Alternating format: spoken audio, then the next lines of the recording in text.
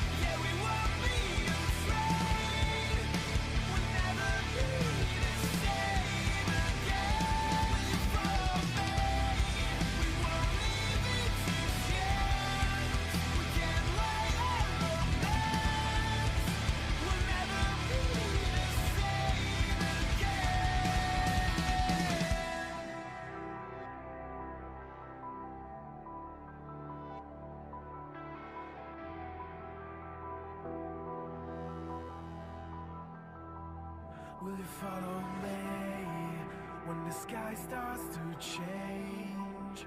Yeah, we won't be afraid. We'll never be the same again.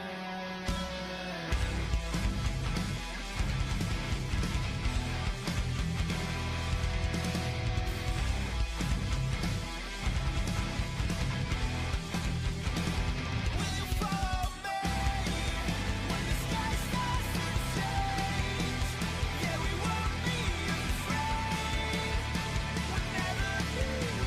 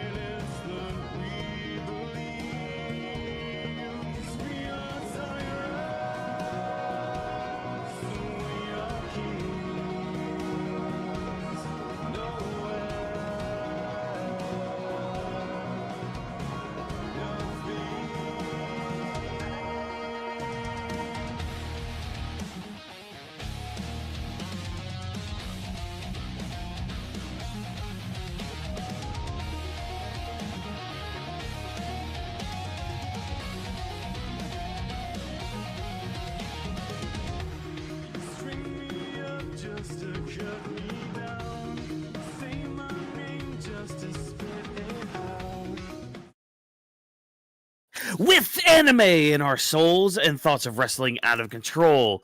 We are a group of weebs who love the entertainment of professional wrestling, so allow us to be the voices inside of your head as we go through the wrestling events of the evening, give our thoughts and predictions on what's to come, and provide an experience inclusive to all you nerds out there. So grab your steel chair, yell for the table, get put through an experience unlike any other. Brought to you, of course, by Animal Weed Studio. This is the Weebs of the Ring podcast. Happy Saturday to all of you lovely people out there. We just finished SummerSlam. We had night one happen tonight, and boy howdy, was it a night one indeed. Had about 6 matches on the card, some good, some bad, some mediocre at best, and some interesting choices that they went off with to start off our SummerSlam weekend. But of course, we're here to talk about it. We're here to dissect it. We're here to just see whether it was good or bad. And yeah, maybe the team is going to be all for one, or maybe we'll just be one for all. We'll have to come to that road when we cross it. But of course, welcome, of course, as always, to our returning listeners, our returning viewers. Love to see you all out there in the chat, in the comments. So be sure to leave us some love. Leave a like on the video if you would, please, because hey, every like means Sydney gets a treat for each one of those. So, hey, she loves 10 of those. She loves double digits. Go ahead and give at least 10 likes for this video. But of course, if you're new here, welcome. As always, grab a chair, for your table, just like what I said in the intro. Grab a seat and just get comfortable, because we're gonna talk about SummerSlam tonight, which it was a decent card. Some things to definitely talk about. Of course, as always, I am your reigning, defending, undisputed heavyweight champion of the world. Watkins here to help guide us through the event and all that. But of course, never alone in this endeavor. There are two lovely gentlemen to help me talk about all this. First and foremost, we have the man on my right. He is known as a visionary. He is known as a revolutionary, and his counterpart in WWE had cashed in his Money in the Bank briefcase tonight. So we're going to talk about all that because the legend himself is here. Legendy Vash. Vash, how you doing tonight? It's your boy, the human attack full Legendy Vash, and we're here, as he said, the visionary. Hey, like Becky Lynch, like she said, don't believe everything you see online. The things could trick you. The things could deceive you. It wasn't a spoiler. It was a prediction, and it did happen. We said it this past Thursday on our prediction video. We spoke it to existence. We knew it was going to happen, and guess what? It did. Did we like it? We will talk about it. So if you also have some mixed thoughts on how it happened and how it occurred, then let us know, because we'd love to hear your feedback as well, because it's going to be an interesting event, interesting discussion, maybe some rants, maybe some emotions come out. We will see. But who else are we here with, Watkins? Oh, of course, everyone, to help us process all these stories, help us understand these stories going on. We have, to my left, the genius of the mat himself. Drop this box. Drop, how you doing tonight, buddy? I'm doing pretty good. I definitely do have some thoughts when it comes to our main event. I won't say it's going to be things that's going to throw people off guard, but it's more of a conversation that the three of us have talked about when it comes to how WWE handles things, but we'll get there when that time comes. But yeah, I'm doing pretty good. I had fun with night one. There was a couple hits for me. There was a couple things that, like you said in the introduction, were like, mediocre at best and everything. But yeah, I mean, let's talk about it. Yeah, let's just dive right in, enough with the preamble and all that. So again, everybody, let us know in the chat what you thought of SummerSlam, what you think of each match that's going on. It looks like Vash has one other thing he wants to tell all of you guys before I did. I have a quick question to the chat and to you guys, but also quick plugs as well. Check out our social media, comment down below. Check out audio feed that we're always there uploading for the next couple of days to catch up to where we are in the audio content side. And we appreciate everyone to like and subscribe. If you don't forget, if you see a red button still blink that say that you haven't subscribed, press that. It will be glad to appreciate your shows of support. But my question to you guys, this was our first ever night one experience of SummerSlam. How did you feel for night one overall as being an actual event that before was only one night only, now it's 2 nights? As somebody that was nearby, because this event is in New York, New Jersey, Honestly, I like the 2 nights, even though we had a host, Cardi B, I believe it was. She didn't even do anything to introduce the Yeah, show itself. forgettable. So yeah, it was very Yeah. forgettable. I thought honestly it was gonna be more of a moment or something more with Bianca or something in that realm to be I think involved. she was Since reading from a teleprompter too.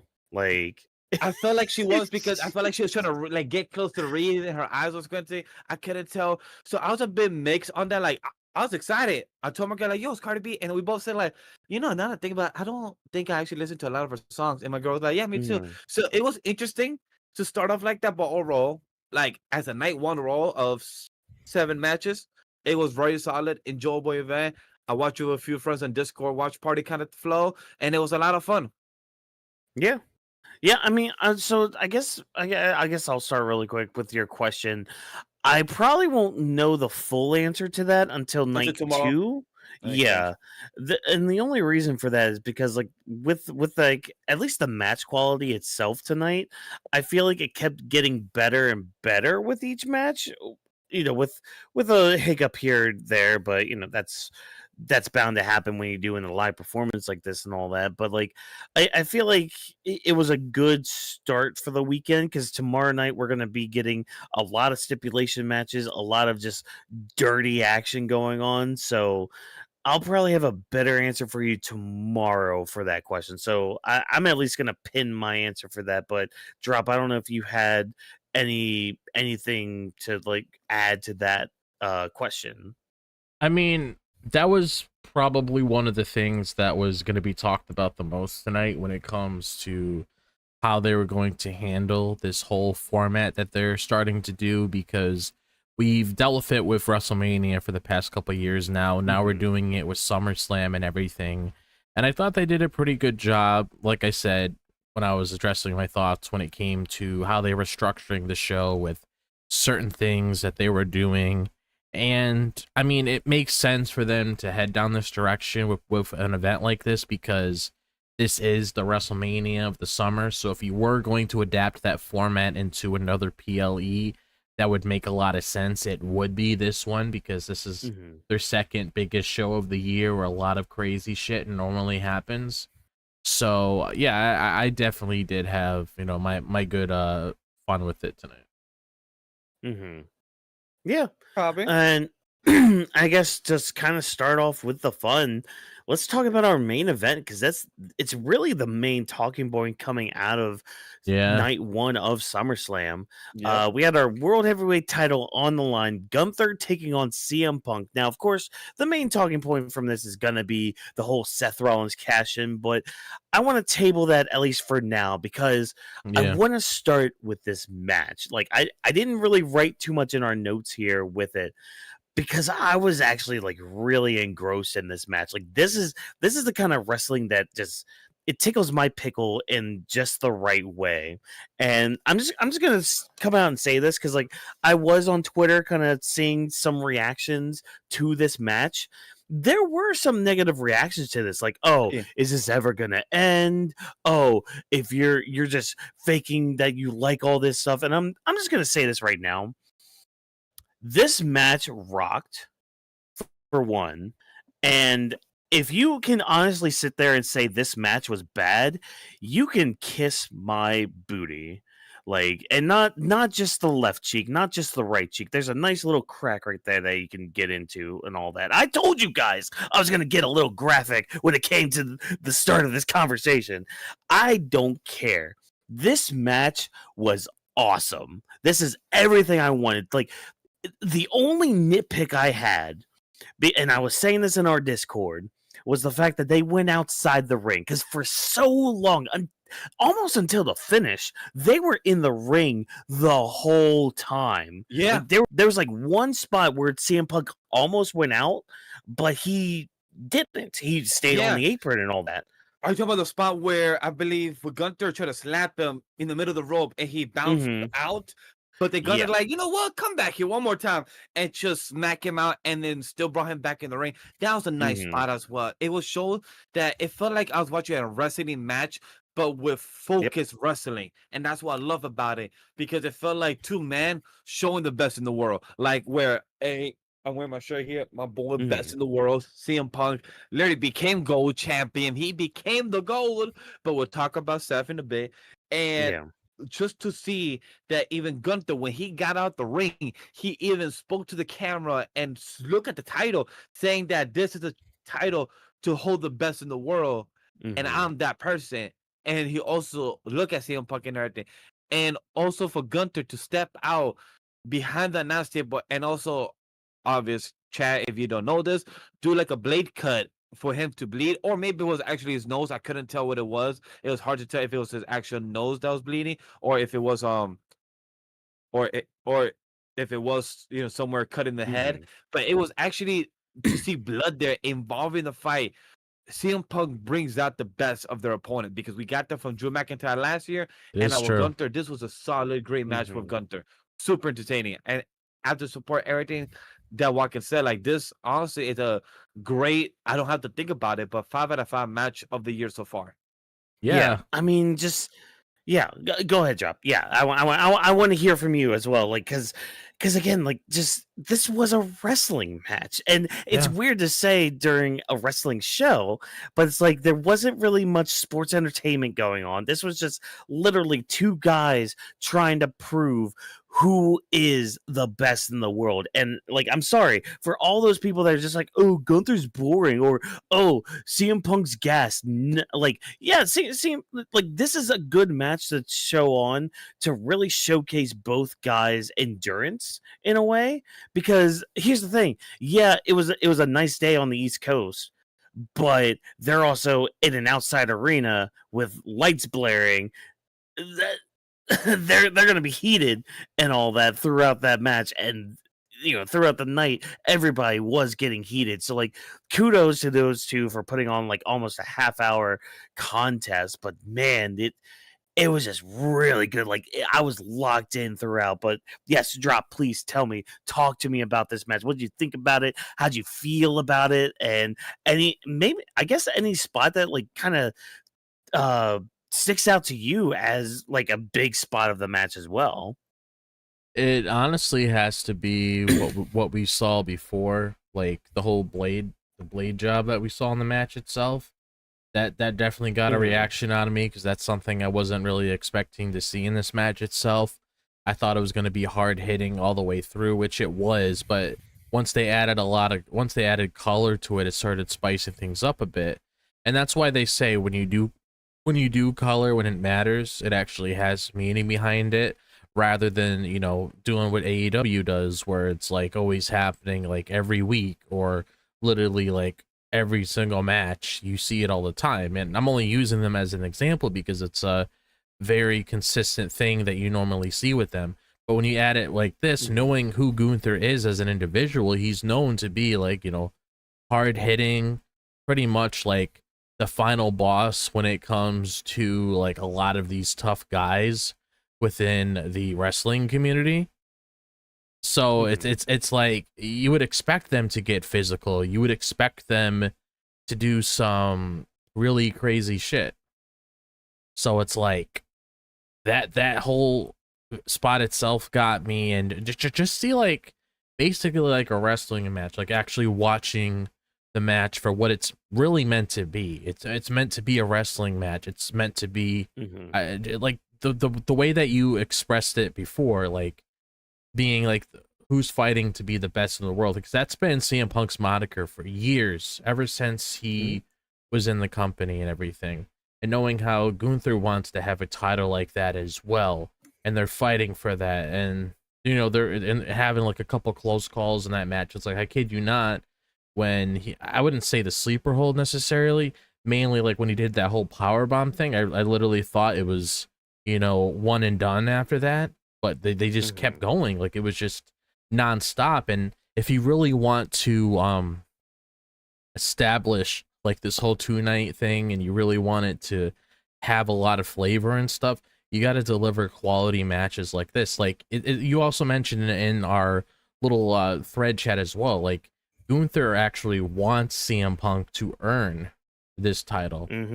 So he busted his ass off, which is why the three of us were like, really excited when that moment happened when he won the title, because they're like, you know what?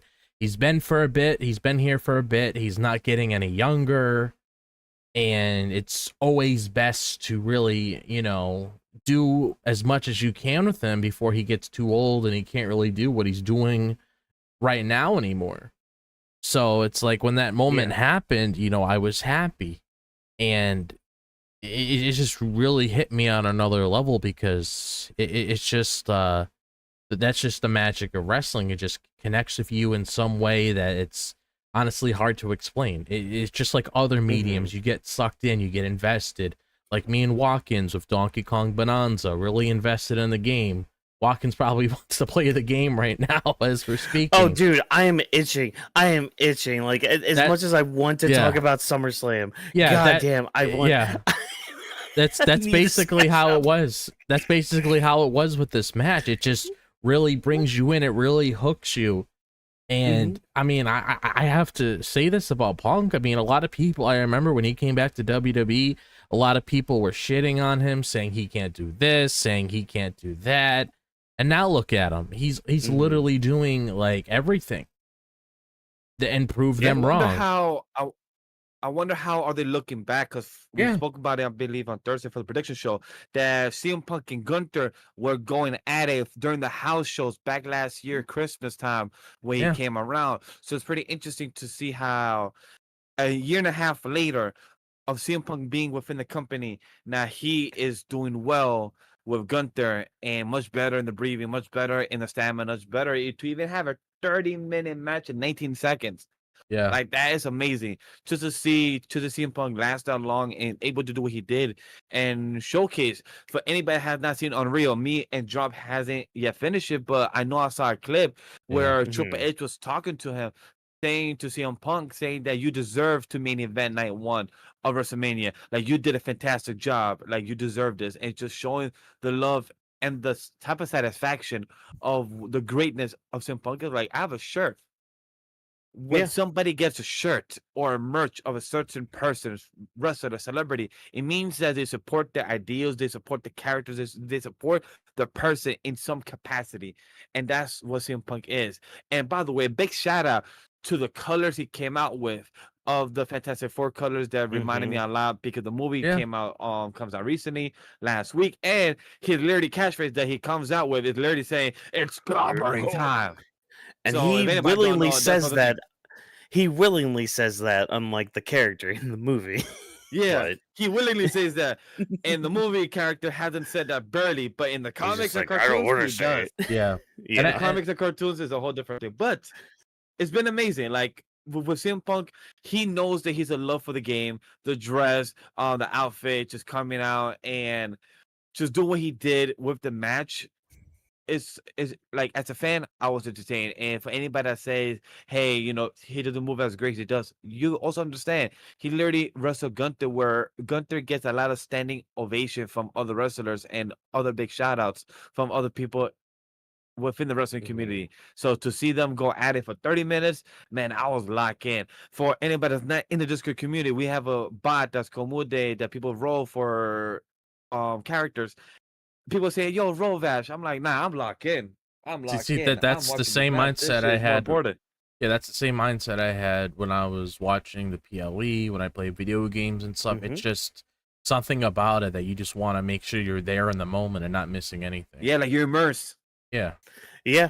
I mean, again, that's why, like, when you look at our notes, because normally, like, with our notes, like, I'll try to, like, hit some spots that, like, happen throughout the match and all that. You look at my notes for this freaking match, it's really just like 3 sentences, if that. Like, it's just like, hey, the match happened. Seth Rollins cashed in. Cool. Like, that's how locked in I was. Yeah. And yeah, I love the line that you have here. Mat-based comeback in this main event already early on. Like, that's something I agree. Like the reversal. Oh my god, the reversal when there was both spinning around a good like 4 times. That reversal was beautiful. Oh, with like the switch, like the stand switches and all that. Yeah, it was like so that. Good. It was like that. Punk blocking the chop multiple times, trying to Yes. work Gunther's arm to like weaken the chop. But like, no. So like for me, there were two standout spots for this. One was Punk's reversal to the sharpshooter. Yes, that was because he at tried to turn first, it to the four-legged lock, yeah. right? Yeah, he tried. It looked like he was trying to go for a figure four reversal, which that would have been awesome in its own right. But then he continues going with it to a sharpshooter. I'm like, oh, okay, fine. We're gonna hit a sharpshooter. But the other one, because this gave me fucking Whitebeard vibes here. When Punk hit that first GTS and Gunther's sell of that of fucking still standing. Understanding that was good. Are you talking? I'm like, wait a minute. Like, Mhm. I felt like that reminded me, I believe, when Triple H or who was it that did the same thing? No, Shawn Michaels. When Shawn Michaels, when he had somebody, wasn't it Shawn Michaels or Triple H that they were like, I the think you're tippy thinking toes? of Triple H because it was like a dark match that was recorded. Where he got hit with a move and he just kind of like is like this for like forever.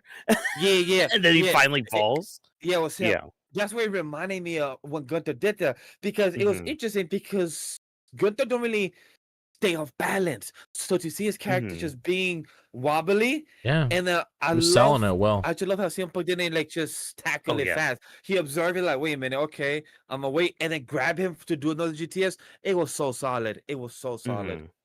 Yeah. Go ahead, Jop. You were saying? I was saying like the selling was like unreal, like towards like the end Yeah. of that match itself, where, like I said, the blood added to it. He went for one GTS. He was like toppling over almost like a building about to fall or whatever. It's like you're playing that little Mhm. game with the little blocks and it's about to fall. And then he eventually hit another one, and then he was done for the count. I thought it was beautifully well done, because if you want to do like a world title match, that's how you do it. It needs to feel earned and everything. Mhm. Yeah. And I mean, damn did freaking Gunther make Punk earn it. I mean, say what you want about like certain moves, like for me, like maybe the power bombs could have been a little more stiff, because it just kind of seemed like he just kind of laid Punk down a couple times with them. But again, that's like nitpicks at worst. They're nitpicks, you know. Again, it's Yeah. just like when Punk finally rolled out to the ring. Like I literally in our Discord in the thread, I'm just like, damn it, like this would have been like perfect. I mean, it's still a perfect match, but it's just like, damn, if that didn't happen, that would have been like the one thing that would have just like excelled it. Because like the one match I always think of when with that happening is John Cena versus AJ Styles. I think also SummerSlam. No. Sorry, that was Royal Rumble. Where they didn't go outside the ring at all. And that match was Really? also really damn good. I don't think I've seen it. For the top of my head, I don't It's think I've seen it. highly recommend. I think it's 2017. Yeah, 2017, that one. So Royal Rumble 2017, look up that match. It's really good. They don't leave the ring. The closest is when AJ goes out onto the apron just for the phenomenal forearm spot. Yeah. But like everything else is inside the ring. And damn, if they didn't roll out, but like I think I can just sweep that under the rug because of the blood spot that we got after that. Yeah. Because that's the thing. Gunther never bleeds. If he does, it might be like on his chest from Yeah. like chops and all that. But like something like this, he never does. Mhm. So yeah, kudos to you, Gunther. But I think now, I mean, unless we have anything else to say about the match itself, I think now is a good time to just kind of talk about the ending of everything. Because like Punk wins the match, you know, he's celebrating in the ring. Out comes Seth Rollins with his music, still on his crutches, still with his brace, with Paul Heyman with the briefcase and all that. But nah, it was all a ruse. He ended up just losing to LA Knight just for shits and gigs, just to get one over on CM Punk to cash in on him and make sure that he was not the world heavyweight champion. Seth Rollins ended up having the foresight to do all this. He knew that CM Punk was going to win that gauntlet match. He knew that CM Punk was going to end up beating Gunther at the end of it all. He knew all of this and was able to plan ahead because apparently he's some visionary and some revolutionary and some freaking architect of everything. But whatever, that's besides the point. Just like making fun of all that stuff. Like Seth played everybody, like a lot of people were calling and all that. And it's like, okay, at least for me, and I'll get to y'all's feelings with this in a second. At least for me, it's not the fact that I'm upset that Seth is World Heavyweight Champion again, because I love Seth. I am a Seth Rollins fan. I like the work that he puts in. Yeah.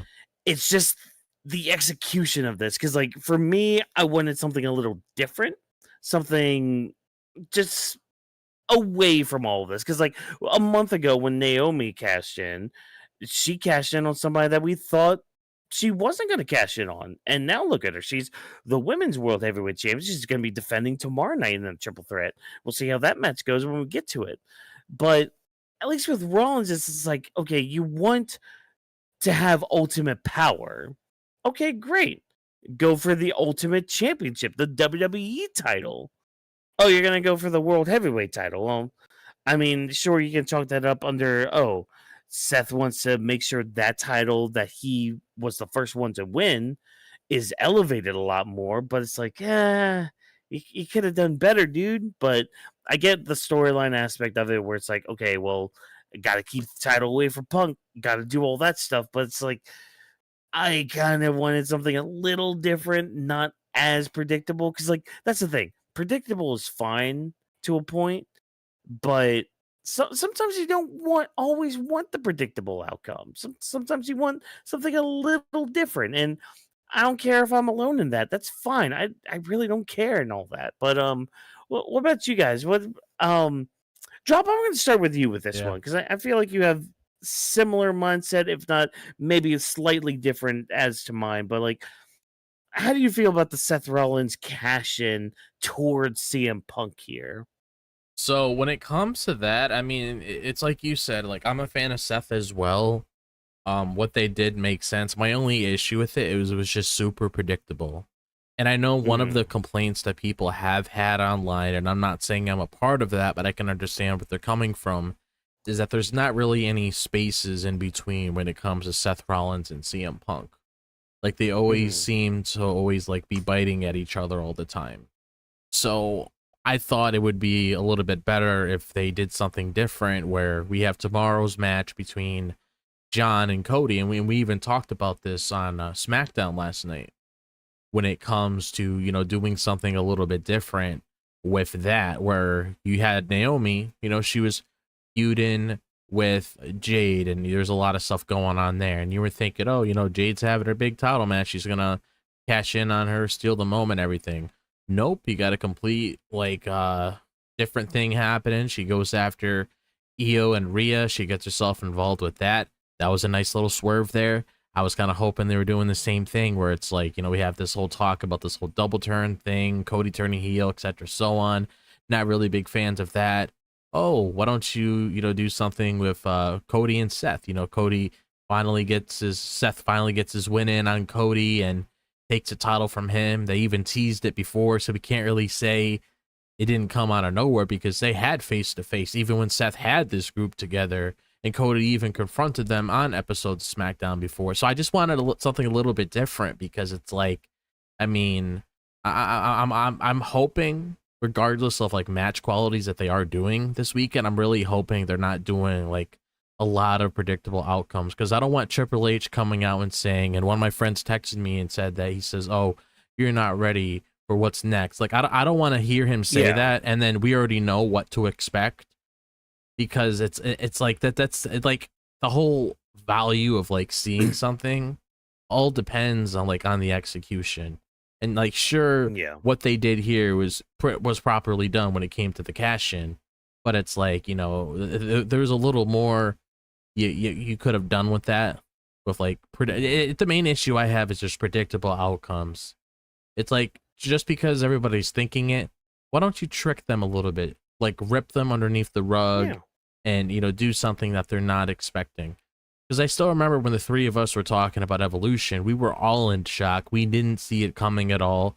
The thought process Naomi, wasn't there when it comes to like even our prediction show. We weren't expecting a cash in during that match at all because we already knew where Naomi's beef was. So it's just the whole thing where it's like, you know, try a little bit better because I don't want to read a book and already know the ending. I want to read the book and get to the ending myself so it can feel satisfying. Because if I get spoiled on something, I'm going to expect it and I'm not going to really enjoy it as much. And that's why, I mean, as much as what happened makes sense, I can't lie and say it does like leave a little sour taste in my mouth. Yeah, because like, and I mentioned this too in our Discord.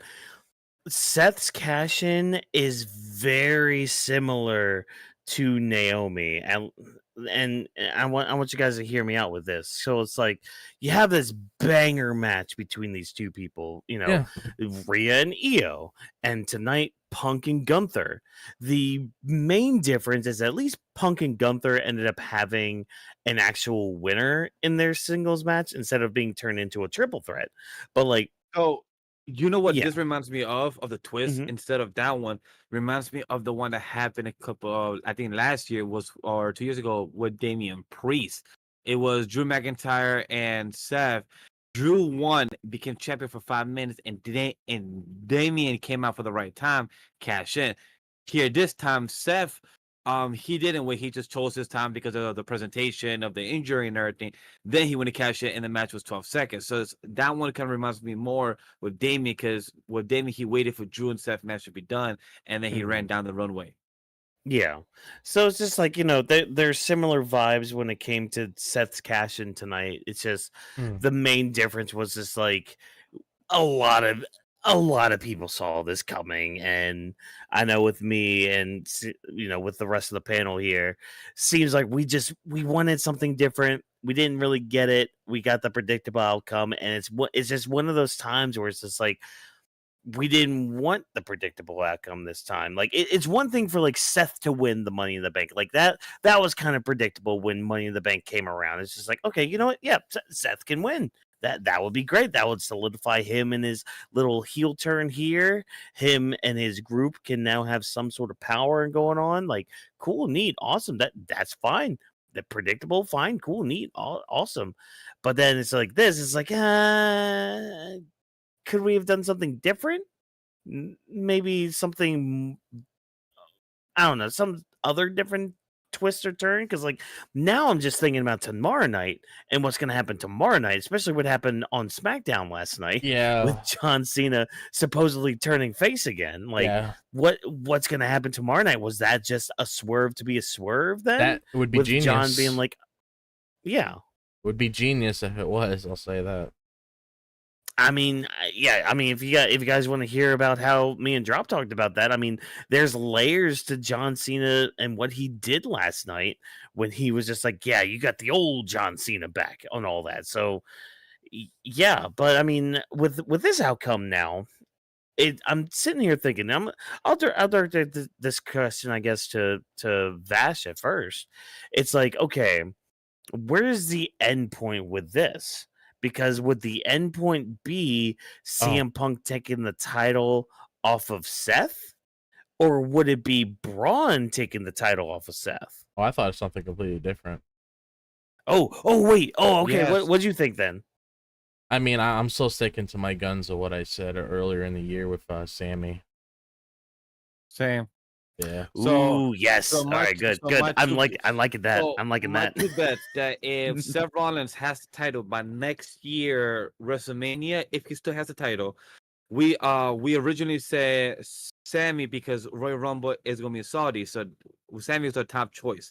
My second top choice would be CM Punk Yeah. by Same. next year WrestleMania would be 1-on-1. So those would be my two choices. If Seth Rollins is still champion by then, and Braun Breaker versus Roman Reigns for WrestleMania or during that time. That is my far end prediction. I believe Drop also posted something like that as well on our Weebs of the Ring or in the SummerSlam. So I agree with whoever also posted that, because that was my idea as well with those two in mind. Yeah, I do like that too, because like you already had like the story start off with Sami, so you got to figure he's gonna have to get back there eventually. You know, you got the Saudi Rumble, so there is a good chance that he could potentially win that.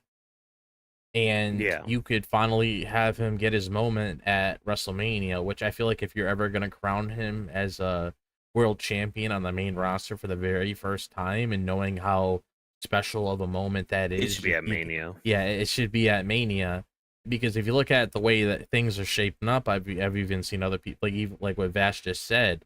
You know, we got the whole thing. People are thinking, you know, Sammy's next line, Sami and Seth at Mania next year. I mean, the match I wanted this year, but I didn't necessarily get it. Cody and CM Punk next year, I feel like could really do wonders with that. And then, you know, Roman and Bron. I mean, hey, that's honestly that's like a worthy match. That's a pretty big freaking match to have. So I mean, oh yeah, Give and we'll talk give me about my Roman Odin versus Kaido. and we'll talk about Roman in a little bit, because he did something like I did not expect him to see tonight. Right. Oh, I can't wait to get into that. Like, I'm Uh-oh. sorry. I won my Odin versus Kaido, and I want Odin to fucking win because he should fucking win. Anyways, no, that gets into One Piece shit. Okay, so yeah, so now Seth has the World Heavyweight title. Great, cool, awesome, fantastic. You've heard from us where we're kind of mixed on it, but it seems like we're more on the positive side of it, because I think at the end of the day, Punk will get that world title back eventually. Yeah, definitely. It's just it's more of a matter of when, not if. Yeah, because I definitely feel like he deserves at least a run with it, because I mean, I'm not gonna lie to you, if that's literally all he gets till, you know, he eventually retires and stuff, I can't say I'm gonna be okay with that. And if I'm being honest too, I feel like his world title run, his next one, probably should be the WWE title, but No, I that's agree. Seth? Yeah. no, Punk. Oh yeah. Well, if you get the Yeah. Punk and Cody match next year, that you can potentially get that. Honestly, Exactly. Yeah, You know, there's also a next build up that we could get to, because I know I also saw in the picture as well that people were saying Cody versus CM Punk next year for WrestleMania, which is also not bad shout. no. Yeah. So yeah, I mean, that's all I got to say about the main. Like, with the main event itself, like the match, go watch it. Go watch it to see like some actual graps in. it's rewatchable. I feel bad saying this because it sounds exactly like IWC bullshit, but literally, it's graps in WWE, which is crazy to say in this day and age, but like it's very few and far between that you get matches like Gunther versus CM Punk. And I'm very curious what people like Meltzer is gonna rate this, because like for me this was awesome. Like this is this is something I put on the pedestal of like an Angle versus Shawn Michaels. Yeah, this got Like, this got a 8.91 on Cage Match. Yep. Oh, right now? Oh shit. Okay. Yeah. All right, good. So people are rating it highly. I take it with like the negative reviews are probably just like, oh, it went too long, blah blah blah. Which is just pretty like, much. It's probably know. people probably nitpicking. Yeah, because before Drop said that, I was gonna say 8.7 because I didn't reload it. I reloaded and then it says what Drop says 8.91. So that's very high. Yeah, but I think we talked about this match a lot. You know, it looks like we've kind of talked about it just as long as the match itself actually went on. So let's move on. Almost exactly on the dot, almost too. Yeah. Which is hilarious. Oh, crazy how that happens. Don't worry, folks. We're not going to be talking about every match like that tonight, because next on our docket, we have our celebrity tag team match. We had Randy Orton and Jelly Roll taking on Logan Paul and Drew McIntyre. So let's set this table here for this match. So Logan Paul, like the match starts. Logan Paul cheap shots Jelly Roll before the match, which leads to Jelly Roll starting the match against Logan Paul to Randy's because Randy didn't want Jelly Roll to start, but Jelly Roll just kind of blind tagged himself in. Cool, neat, whatever. But Jelly Roll starting the match against Logan, not a bad idea because good old J Roll takes the early advantage until Drew's tagged in. But hey, he gets a couple cheap shots on Drew and keeps this is keeping a prideful Jelly Roll in the match and all that, which he steps up to Drew. So good on you for keeping your pride intact.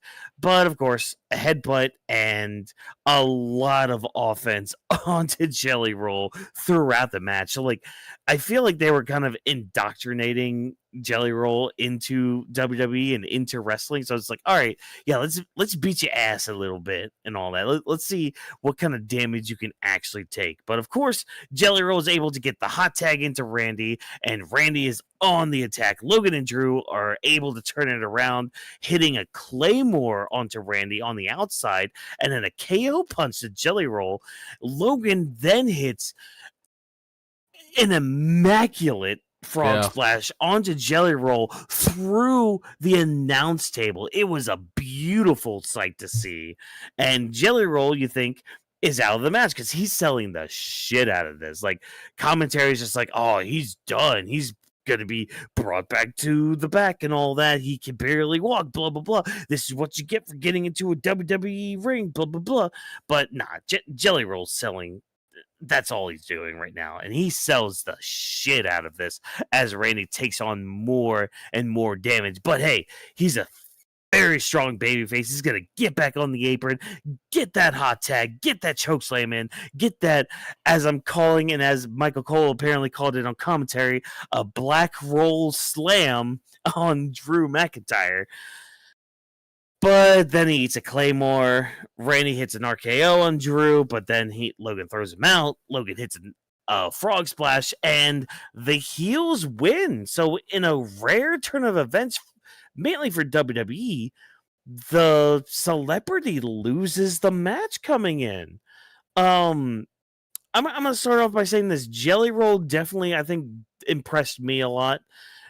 He took a lot of offense, took a Claymore to the fucking face. So, kudos on that one as well. But like, even taking the table spot like he did, I mean, I feel like Bad Bunny really set a precedent when it came to these celebrity wrestlers. Yes, you said it perfectly. A big shout out to the people I was watching it on the Discord. We're watching like good 8 to 10 people were watching on left, and I was telling them like, "Yo, Logan Paul's amazing. You may hate him or not like him as a person, but this man, Logan Paul, is a fucking wrestler, and he is amazing." But Bad Bunny was one of the best celebrities, and Logan Paul is. I can't count him as a celebrity wrestler no more because he's been there now for the past 4 years, and he has had more than 3 or 5 matches to actually be considered a wrestler within that community. But for Bad Bunny, yes, great shout out, Walkers, for that message. Yeah, and I mean, again, Jelly Roll's been putting in the work. I mean, we even had a tweet from Stacks earlier on, which Yes, I saw basically that. says that, hey, Jelly Roll, like, he broke his finger for his I got first you. day of training and all that, but he taped it up and he kept going. So it's just like Jelly Roll put in a lot of work, and he showed up tonight. So kudos to him and all that. It's just I think the finish surprised me more than anything because again, like we've been indoctrinated or like groomed in a way with when it comes to WWE and these celebrity involvement matches that the celebrities are always going to come out on top. Yes. So it's interesting that not only Jelly Roll lost, but he was the one that took the pin as well. Like he took the pinfall loss here. But yeah, so I'm gonna direct it to you guys about the match and all that. So go ahead, Vash. You had something else to say. So a big shout out to our team member, Nate himself, because when we were watching Raw this past week Monday, he's the one that pointed out first when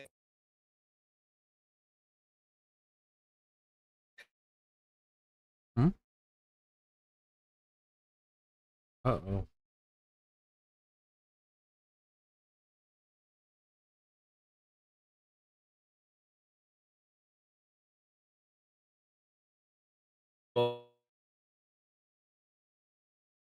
The heck?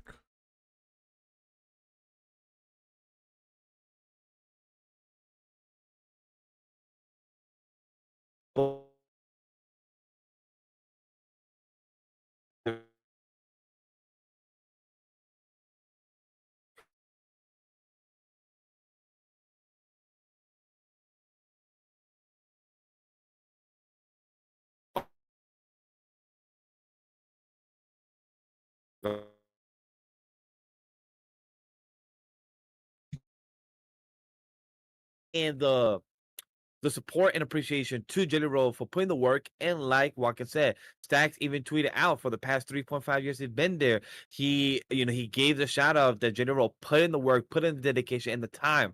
And that's something as a fan that anybody goes into business is appreciate that you put the work. As somebody like myself, if we ever get asked, I will do the bumps and everything. It's just gonna fucking hurt. I'm just consciously to be told, like, yeah, you gotta consciously fall and get power slammed by me, and also put your head, your neck, all tuck in, like all these little things that you guys don't notice. They do that, and that's why the arms go up, and that's why with CM Punk and Earth they put the blocks, all those little small things. So for this match itself, was honestly entertaining. Watkins said in the group chat in the thread saying, "Yo, this match has been entertaining and everything." I was 20 minutes behind, so I was catching up to them, and to actually see that, like, yo, this match is 20 minutes. Watkins was surprised when I told him, "Yeah, this match was 20 minutes." He's like, "Yeah."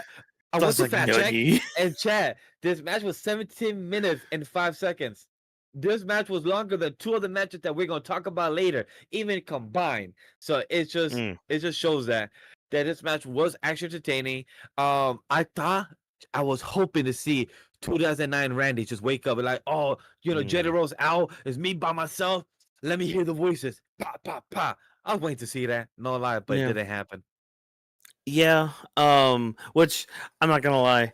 In our Discord around that time, I was just like, you know what? Fuck spoilers, man. You're behind. I don't give a shit anymore. I need to get all this out. That was mainly during the main event though, but like it was around this time where I'm just like, nah, I need to start saying some shit. Hurry up, Vash. Put that shit on 1.5 speed now. Come on. I did my best. I just went skip commercial, skip ad. Oh my god, the sponsorship was pissing me off as well. But honestly, Drop, talk to us as well. What do you think about this match being with Jelly Roll? Because we've been not like ignoring it for the past couple weeks, but we're like, okay, how's this gonna go? Myself, I was questioning how is Jelly Roll gonna be, and he did good enough for what I expected. Yeah, I thought he did a good job in this match when it came to what he did. I thought he sold that angle with Logan Paul when Logan Paul did that frog splash onto the announce table. I thought he did that spot pretty well because he was really acting like he was injured, like, he hurt himself really bad, and obviously we know it's just for show, but people in the audience might look at that and be like, since he's not really in the game like these guys, maybe what Logan Paul really did to him, really took him out of there, and he had to walk back and everything because he really wasn't prepared for what was going to come out of him. And like, even though we know like things like that is a part of the program, it still feels real in a way because you get so immersed in their world, almost like if you put on VR glasses and then you're like watching everything like from a little TV or something there, like they used to do during the what do they do during like the 2020? They had like a lot of people there just watching from computers or something. It's almost like one of those instances like that where you're literally just there experiencing the entire thing. So it's like when he came back, after looking at Logan Paul taunting him, and you ended up having him, you do the choke slam on Logan Paul, and he was able to take out Drew McIntyre for a little bit until things headed south. And then he ended up getting Claymored, and then Logan Paul went for the frog splash again. I mean, I thought he did what he needed to do, so I am happy about that. I'm not entirely sure if we're going to see him again. We probably will see him again. I'm not necessarily sure if he's going to be involved with whatever's going on with Logan Paul moving forward, because, again, we all looked at this as like a one-time thing in a way, because they always like having celebrities and big names on shows like this. But I thought he did very well for what he did. I mean, I would honestly have to say, like, the real person that sold the show here was Logan Paul, like I mentioned before. The whole frog splash that he did, that got a lot of people's attention, including the people that were part of the watch party in our company server. Because, one thing you got to give Logan Paul credit for, regardless if you like him or not, he's a great wrestler. He knows how to really get in there and put on a show, and he knows how to create viral moments whenever the opportunity was there. And he got some pretty high air and that match itself when it comes to the execution of that move.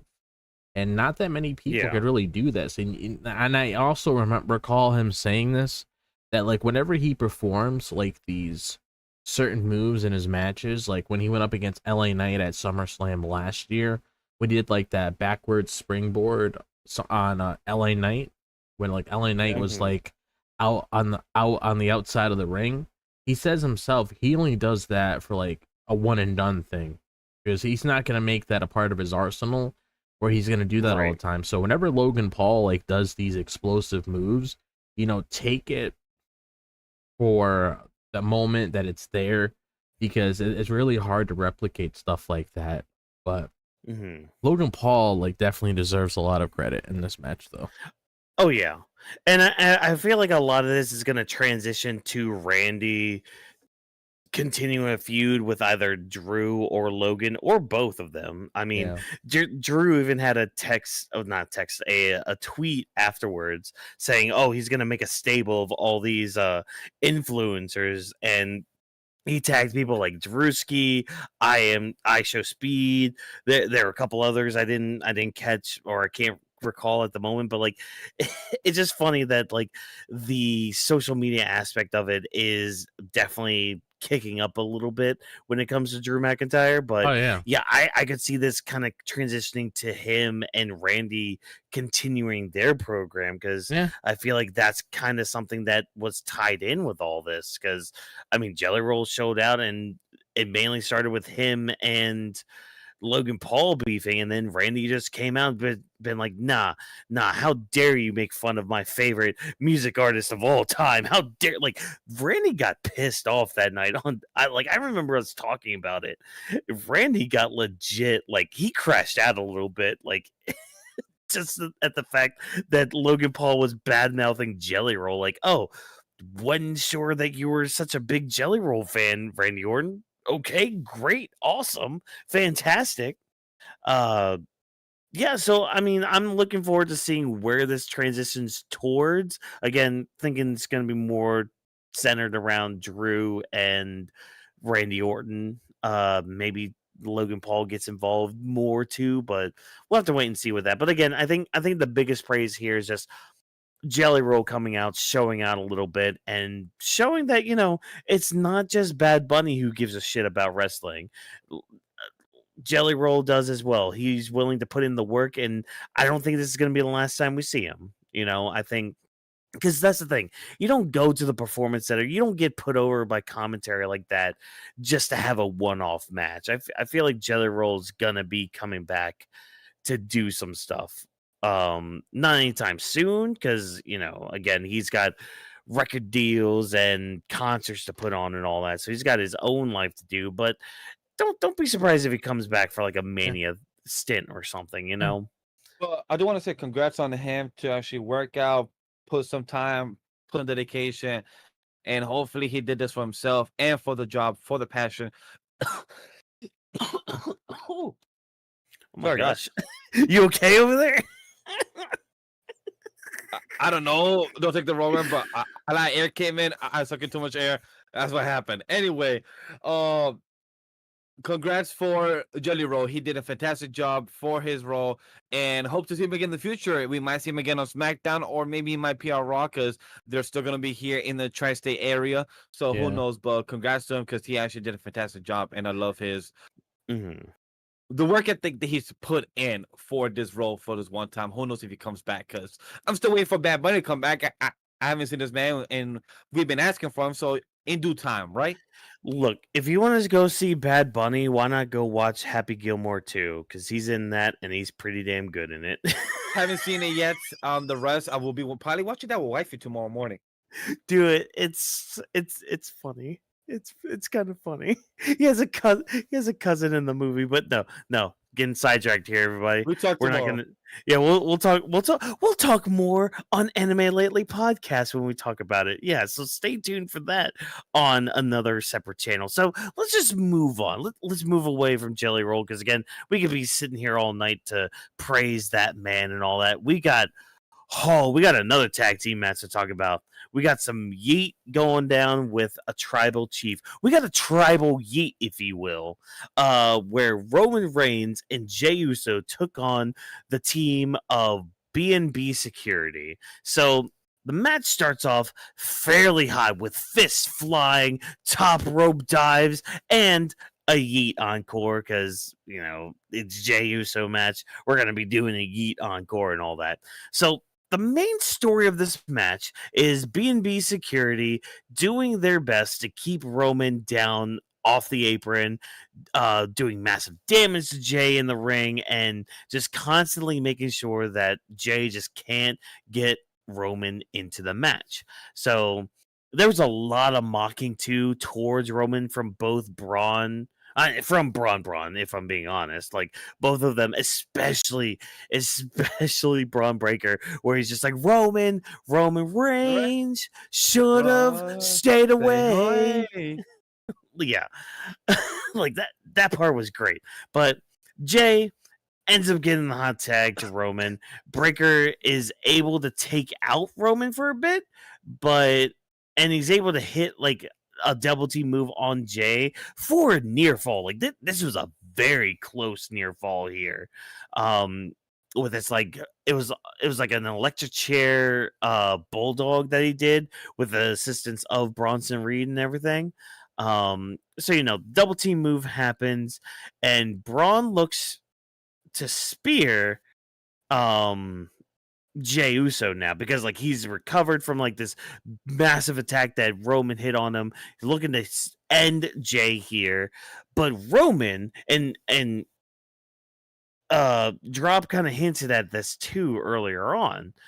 Roman ended up sacrificing himself. He took the blow for Jey. Yep. Something we haven't. I don't remember the last time like Roman sacrificed himself like that for somebody else. No. So it's just like if you guys cast your minds back to like maybe a year ago, I was under the influence or like under the assumption, just like, okay, how is this Roman different from the tribal chief? How can we differentiate a face tribal chief from the heel that we've gotten for like 4 or 5 years? And finally we get a damn good moment of this where Roman literally pushes Jey out of the way and eats that spear. That what's that that one move that Odin used? Again, I'm using Braun Breaker as my Odin like stand-in when it comes to WWE because freaking Roman's Kaido. But like Rowan pushed Jey out, took this move from Braun Breaker, this massive spear, and I mean he's basically out of the match. But I mean Jey's able to capitalize, take out freaking Bronson Reed for the win. So like, yeah. So I have two minds of this because like, on one hand, I wanted Braun Breaker and Bronson Reed to win because I felt like they needed it more. They needed to push their story forward and show that they are a big force going forward. However, considering, how the match was played out and really who took the fall and who did the pinfall, I feel like I'm fine with this outcome. Because it wasn't Braun Breaker taking the pin, and it wasn't Roman doing the pin. Both of them were out of really the final outcome of it. It was Jey pinning Bronson Reed. So I'm like, okay, there's still an avenue that we can get that singles match between Braun Breaker and Roman Reigns. Because the little bit we got of them, just those two in the ring, oh my God. Like, again, like you talk about tickling my pickle. That tickled the pickle in the way that I wanted, Pickles are good. Yeah, exactly. Tickled pickles are good, in the best way, Yeah. But I just want the singles match. I just want my Odin versus Kaido in WWE. That's all I want. Just give it to me. Oh my gosh. But I was a fan of this match, despite the outcome and despite me wanting B&B Security to win. I was fine with this.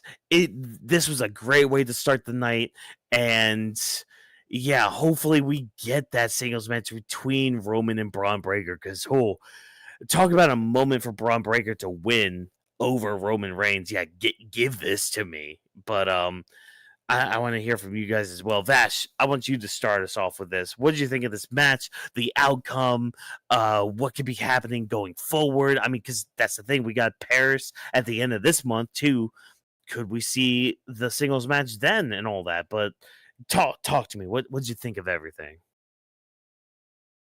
The match was fucking entertaining. Bronson Reed is fucking hilarious to still be walking out with those shoes down the runway and then be passing the shoes to Paul Heyman like he's wearing like a fucking damn ulafala, and that shit Dude, fucking. the I'm like, Shulafala! The Shulafala. Shulafala! Shulafala. Yeah, 100%, 100% on that, bro. It's hilarious. I'm like, The tribal like thief. Champa Thief is a good one. Oh, by the way, I love Jey Uso's shirt that instead of saying OTC, it says Yeet TC. So that's a dope ass shirt that I saw. If I had the bread, I would have copped that one.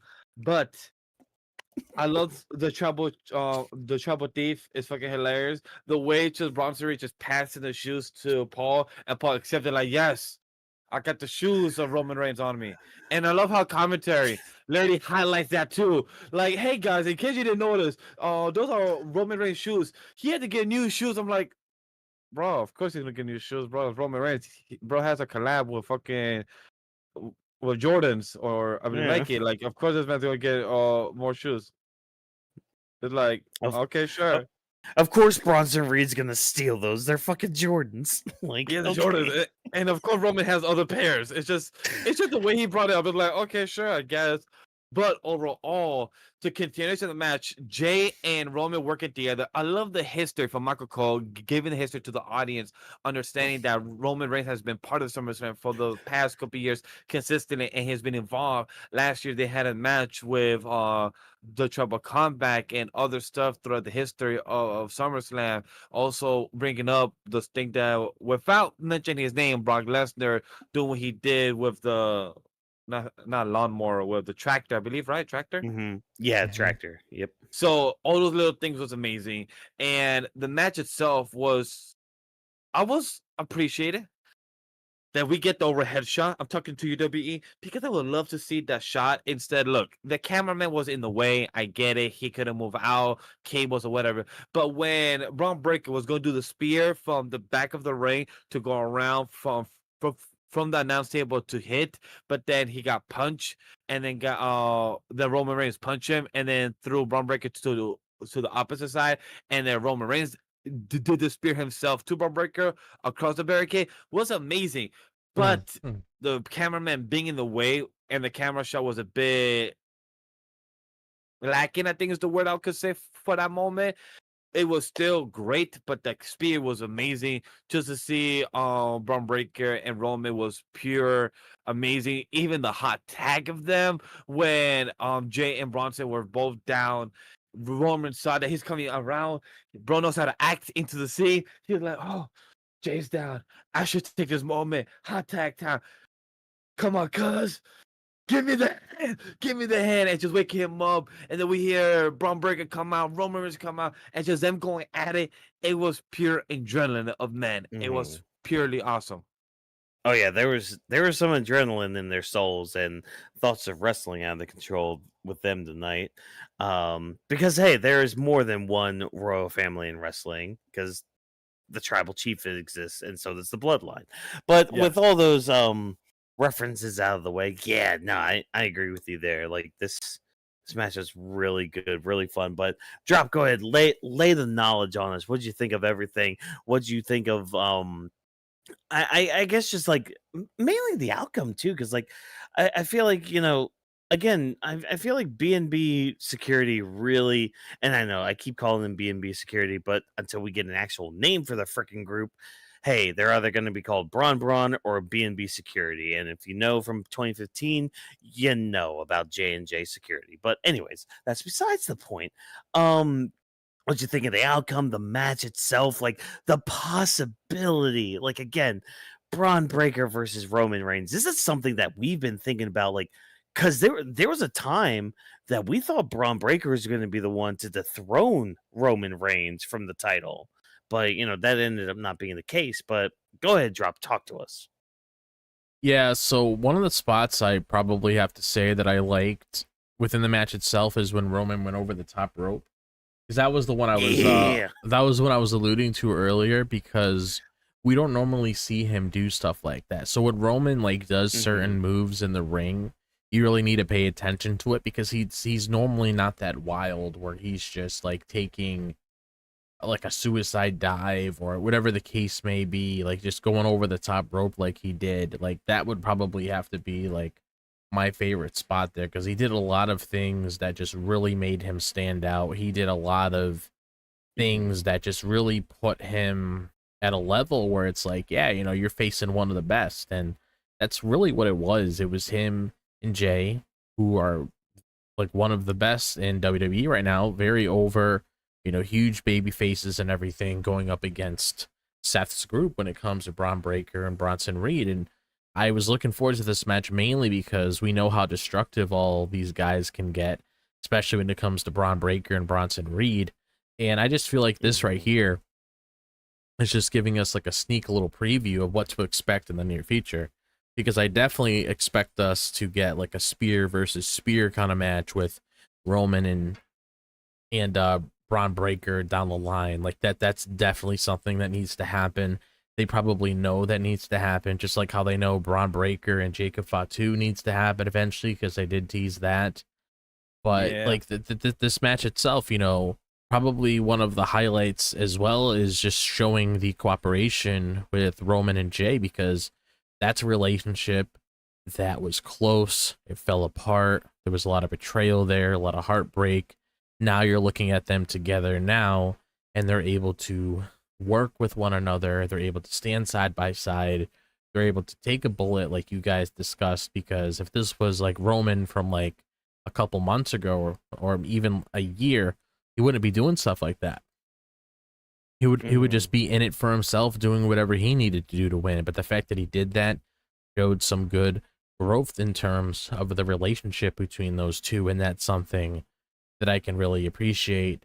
And I also like how we had a moment there with them during a lot of little interactions that they had, like even before the match started, we had Jay's entrance playing again, and they were just taunting them outside because they weren't really doing anything.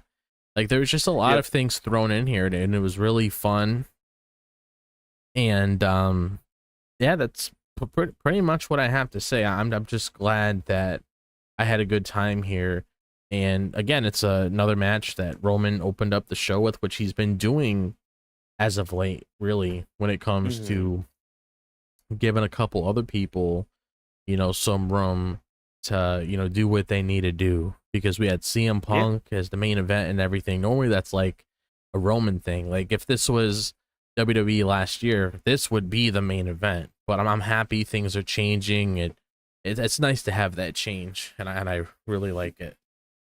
Yeah, and I mean, I usually reference this when this is mentioned too and all that, but it's like I would rather be either the main event or the curtain opener rather than in the middle of the show. Yeah. And with Roman opening the show like that, yeah, that's a great spot for him to be in at this point of his career and at this point of his story, because it's like, yeah, open the show with a big name. Open it with a big match and a fun match too, to really get the crowd engaged and ready for the rest of the night and all that. So yeah, Roman opening, cool, great, awesome, fan flipping tastic. And I mean, yeah, go ahead. I also love to, because I'm not sure if we did speak about the other two spots that he did, but for Roman, when he did this fucking suicide dive, just hopping over Braun Breaker and Bronson Reed, something I didn't expect to happen, but I was also worried because I felt like he overshot it. So it was either that he overshot it or Braun Breaker and Bronson Reed weren't too close to where they were supposed to, either or. Just the suicide dive that he did, that jump high as hell. This man's a hooper. Just to see that and this man dive, it was amazing. And then I think the opposite side, I believe Bron Breakker did his dive, and at the heel rush shot his as well, because I was just worried with how they were falling. It was more, instead of a flat fall, it was more like they were like they were curling. I was like, oh my gosh, just please be careful. But it was a nice spot overall. Just to see actually Roman do that, it shows that he trusted them, and also like, hey, these are two big guys, but they're able to catch me. Yeah. Yeah. Yeah, I mean, and that just kind of just speaks to the volume of trusting your opponent and trusting who you're in the ring with as well. Yeah. Yeah. But yeah, I mean, I'm curious where things are gonna go moving forward with this, because again, like Seth was able to cash in his Money in the Bank briefcase, and now he's got all the power on Monday Night Raw. Where does that leave Braun going forward and everything? Like, would they go for the tag titles? Are they gonna?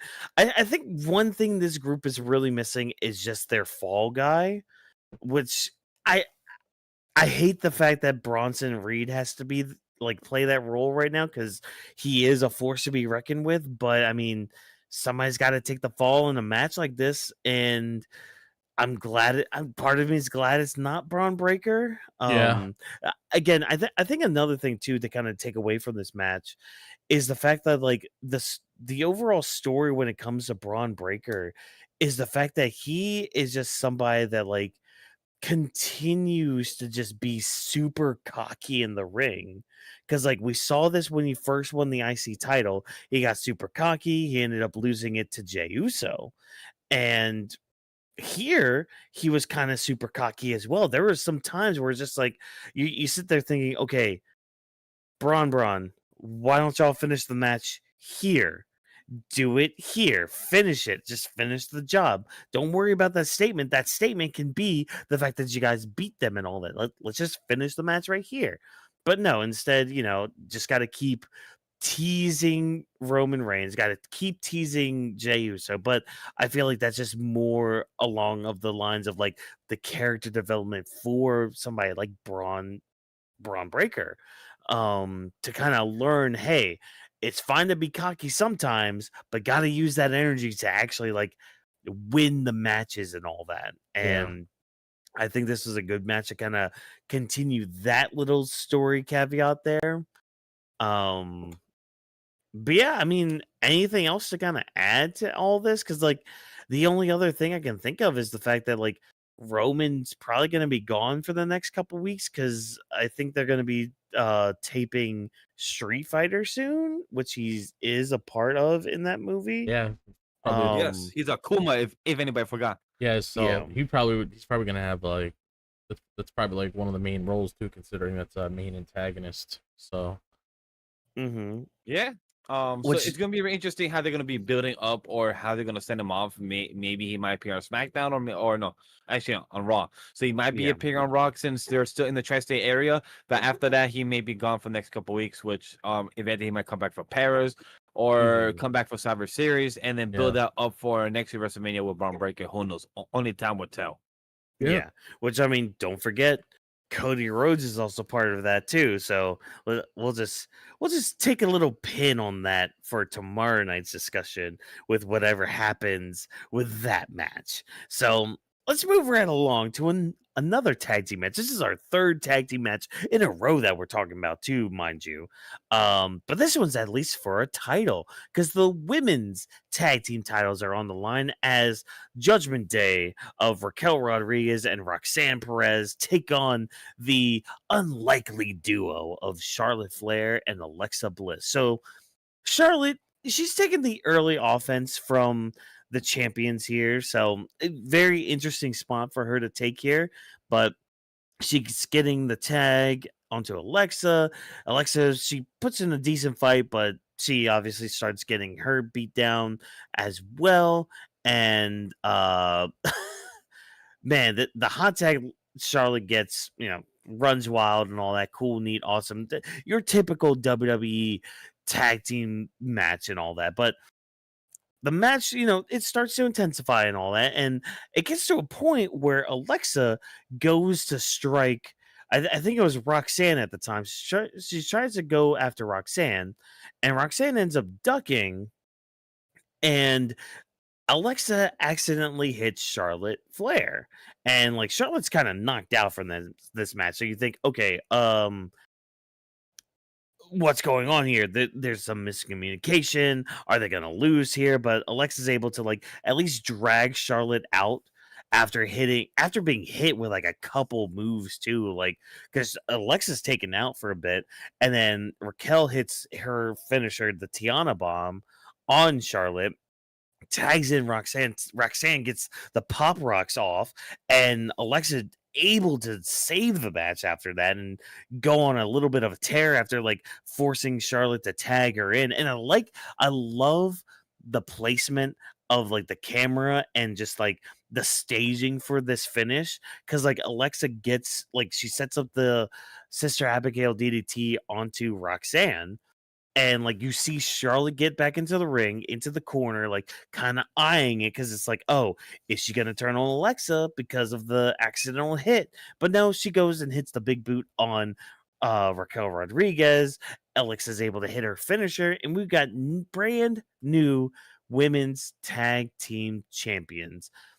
Thought the match was fine. It was what it was, because again, it's like your typical WWE style when it comes to tag team matches and all that. I'm just glad that we're going to be continuing the story of Alexa and Charlotte as not friends, but allies of convenience, if you will. And I'm not going to lie, part of me wants to get their shirts that say "We're not friends" and just kind of wear that 3 weeks from now at a certain convention when I'm with people. That's crazy. That's a crazy instigating type of shirt to wear. That's I crazy. kind of want to just for the shits and gigs. But Oh my god! But to add on top yeah. of this was a solid match. This was the fourth longest match of the night. This was a 30-minute and 36-second match. It was very solid. I love how Charlotte Flair and Alexa Bliss, they were coming out. The little small banter, I guess you will, like Charlotte trying to walk first, Alexa trying to hold hands, or they don't want to. They push out the way. They both take off their jackets or outfits at the same time. You know, Charlotte Flair winks at the camera. They both take out their extra vests on their stomach off at the same time. So there's all these little cute things that they do together, even though, like Watkins said, they're not friends, they're acquaintance by inconvenience. So it's very interesting how they go by this. And as a fan that have been wanting Charlotte Flair to add more layers to her character, instead like, hey, I am Ric Flair's daughter, I can do what I want, I have all this power to do whatever, etc. I was not here during this era of Charlotte Flair winning the titles back to back and then going to become champion again. So all I can say is speak from current history and what I know of. Charlotte Flair is the best I've ever seen her. She's entertaining. She's laughing. The hot tags, people are loving it.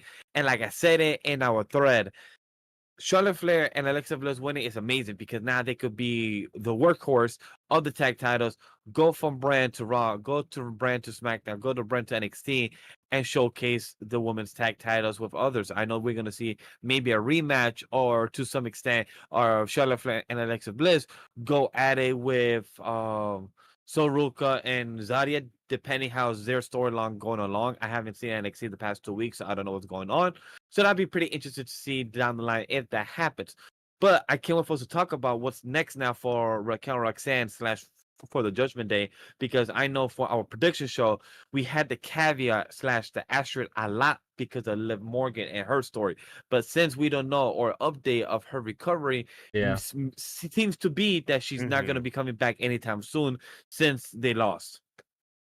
Yeah. Yeah. And honestly, it's like I said to Watkins when we did our prediction show and everything like that. I mean, the whole thing with Charlotte Flair and Alexa Bliss, like that was more of like a must thing because they've been doing very well with that storyline in terms of progressing the relationship, in terms of doing something different from Charlotte Flair that we typically see with her on television. Like the fact that they actually took some time to build this relationship and actually have meaningful television when it comes to them, even if they're not involved in a match, is something I really do appreciate.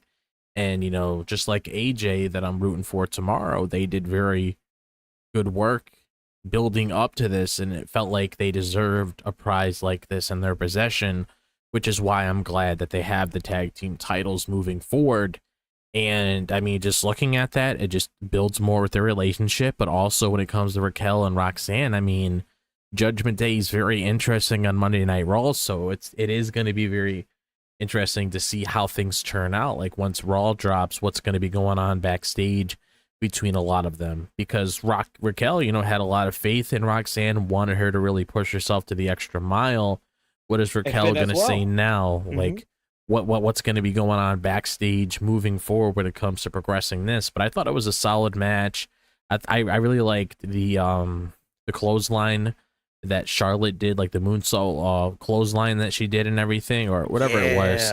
I thought that was really nice. I just thought her and Alexa really like work well with each other, especially considering the history that they've had for so many years, because they were in the same ballpark in terms of, you know, getting their reps up in NXT and having their feuds when Alexa was the goddess, or when Alexa was, you know, who she was when she had that darker arc that she was heading down. And I mean, now we can finally see, you know, things bloom and see exactly what's going to come out of this. So I am looking forward to what's going on with, honestly, all parties, to be honest.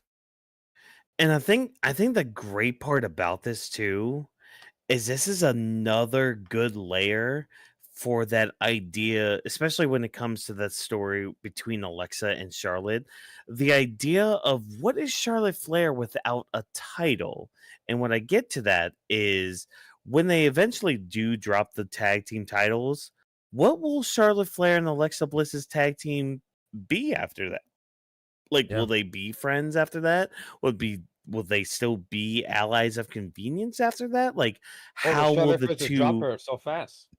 Yeah, like what's gonna happen beyond that? And I think that's gonna be the story going forward. Like, how is Charlotte going to react when they eventually drop the titles to who or whatever tag team it may end up being? So yeah, now we've got that little nugget to kind of just take a pin on and just like keep it in the back of our minds as we go forward with their title reign. And I kind of hope they go on a longer title reign. Like, I mean, hold it until at least Survivor Series. Maybe start setting up for a match at Rumble, if not WrestleMania. But I don't know. That's a little too far away. I would have to wait to see how it all plays out there. Yeah, that is too long of a cut, because trust me, we still feel some type of anger emotion of like, how do you just break up, you know, Grayson Waller and Austin Theory still on the side? And we saw a whole Papa John's commercial, but I'll bring that up later on the final thoughts. Look, man. Austin Theory was just a waste of space for Grayson Waller. Big G, if you will, and, you know. And bro, and we haven't even seen him on TV since like 3 weeks, man. But hey, we can move on. We saw him on Monday. You know, he got his ass kicked by Sheamus. You know, it's fine. It's great. Yeah. It's all right. But talking about ass kickings and all that, it's a crazy transition. Yeah, let's talk about Sami Zayn versus Karrion Kross. Yeah, this is gonna be it was less than 10 minutes. It was 8 minutes and 10 seconds. This was one of the shortest. This was 8 minutes. Yeah, and 10 seconds. Yeah, it felt longer, but it felt way longer. It did. Okay. Well, let me spiel real quick. Let me guide us through this match, if you will. I think it's a decent match. I think this was a little better than their Night of Champions match, so I will say that. But like nothing of note really happened until Scarlett handed Kross the pipe that he's been using for the past like month and a half or whatever against Sami Zayn. Yeah. And when she distracts the ref, Kross tries to go after Sami Zayn with the pipe. He ends up getting not a haluva kick, a freaking blue thunder bomb for his troubles. And after all that, after kicking out of that, Scarlett tries to tempt Sami with the pipe after Sami had like laid on some very vicious strikes onto Karrion Kross. So in a way, kind of starting to prove Karrion Kross right, but nah, Sammy's not gonna. He's gonna listen to the ref. He's not gonna use the pipe to get a good old win over Karrion Kross in that aspect, or even get to cute or anything. Nah, he's gonna get rid of the pipe. He's gonna hit the exploder suplex in the corner. He's gonna hit his haluva kick and win 1, 2, 3 relatively clean against Karrion Kross. I mean, if reports are to be Yeah. taken at face value, they haven't re-signed Karrion Kross Yeah. yet. This might have been Karrion Kross's last match with WWE, which I mean, honestly, after something like this tonight, How do you recover? go to a different company, dude. Yeah, Go somewhere else where they're actually gonna fucking use you. Yeah, like I honestly feel like I have more questions about that than the match itself, if I'm being 100% honest. I feel like that's like the main talking point there when it comes to like what's going on with his current status, because we reported on the whole thing with his contract. We talked about it expiring in August. This is actually around the time frame because it did say early August it was supposed to go, and if you were going to have something like that happen, we would have found out by Sean Ross Sapp or somebody talking about it a couple days in advance to see if they came with a deal. And we still have to get that thing out of Kross, because I read that if Sami won the match, that Kross says that, you know, he was wrong about everything. But if Sami lost the match, then Sami would have to say that he was lying about something, which I kid you not, that's mainly why I was pushing for Kross in this match. Only because I was super confused as to why Sami was wrong. So I really wanted to get an answer out of that. But it's like, I don't know, like, Kross coming out saying that he was wrong about Sami, whatever, because he didn't decide to use heel tactics to win the match and everything. Like, I don't know how that's really going to do much for me, but I mean, I don't really see where he goes, because like the thing that sucks about Kross is that he has a lot of potential. He's finally getting the crowd reactions. They should normally capitalize on that, because if I was running a wrestling company and I noticed that I had my top guys, and then I noticed a couple of the people underneath them are getting reactions, I would think in my head, you know what, I can probably make money off of that. I can push these guys. They're doing well for my business.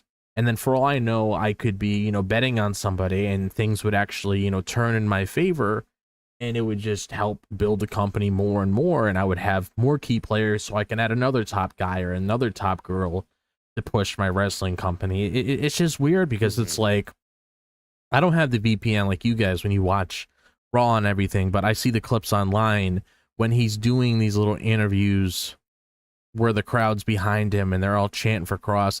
I even saw a clip from the post show where Triple H was like on stage talking and they were doing the "We Want Kross" chants. And I'm thinking in my head, like, okay, what are we going to do with that? Which is why, like, I poked fun at the whole joke of R-Truth. We had this whole thing of R-Truth wanting him to come back. He was there for a little bit. He just disappeared out of thin air for whatever reason, like right after that whole thing with Aleister Black or whatever happened beyond that point, like in the backstage area. So it's like, what are we really doing here? Like, are we going to bring people back and use them? Or are you just giving them like little moments here and there? Like, what's really going on? Like, I never understood like why they make the decisions that they do. Like, if you really want to, like me, like Vash said, me and him haven't watched all of Unreal. But one of the things I would hope that they would address on there is actually kind of explain that kind of shit. Like, actually, like, let's say hypothetically, if they have an Unreal season 2, maybe like have a little couple comments. Like, like we had the whole thing with like Triple H pushing Jade to the side, saying, "I want to make you a star. I want to push you the extra mile and stuff." Like, I want to see something like that with like Triple H and Karrion Kross in the near future. I'm not saying like it's gonna happen now, but it's like you got to do something. I don't know if you guys saw on the timeline, but there was a clip I saw with Karrion Kross. He was talking to some people, and he was speaking of his experience when he did the when he, you know, when he did his rant, when he did his emotional spokesperson, and the producer they asked him for Karrion Kross, like, hey, can you do something a bit different? Can you do something like emotional or anything? And Karrion Kross deliver. The producer and whoever else was there is what Karrion Kross mentioned, saying that they were shocked, they were impressed, and they were very happy with what they got. Karrion Kross spoke very highly of that time. He spoke very highly of that moment. So it's very hard to say that if Karrion Kross is out of the company after this, not saying that I'll be sad or which I would be, but like I don't want Karrion Kross to be gone. I like Sami. I love Karrion Kross. Sami won, but it just brings the question like, yo, Karrion Kross, are you done after this? Because we still need to hear Sami admit to your deal, saying or like you appear on Raw and talk about this. So is Raw gonna be a last day? Are you about to have like a ricochet moment and take yourself out in the ambulance, or what's gonna happen? So that's what I'm more curious about, or what's the event gonna be? Because I enjoy Karrion Kross. Yeah. I feel bad see, too. So like when it comes to like Unreal, some of those questions come up around like episode 2 kind of time, because like episode 2 is titled Push. So if that's anything to consider what they might be talking about, hey, there you go. Because like that episode mainly does focus on like Jey Uso and the Royal Rumble and all that stuff. But like when it comes to Cross, I mean, honestly, I could see the company's mindset being like, oh, well, be like, okay, well, that's great for now, but I mean, a year ago, you were just kind of the other name around here. So I'm curious where Cross goes here. I mean, again, if the company's not going to be using him in any like good capacity, just can him, get rid of him. Honestly, he'll do better anywhere else, I think. Go to Bloodsport. Yeah, Bloodsport, TNA, AEW. Like there's plenty of other options for him to go to and like actually thrive. Yeah, it's just unfortunate because like I feel the same ways about movies, books, games, etc. so on.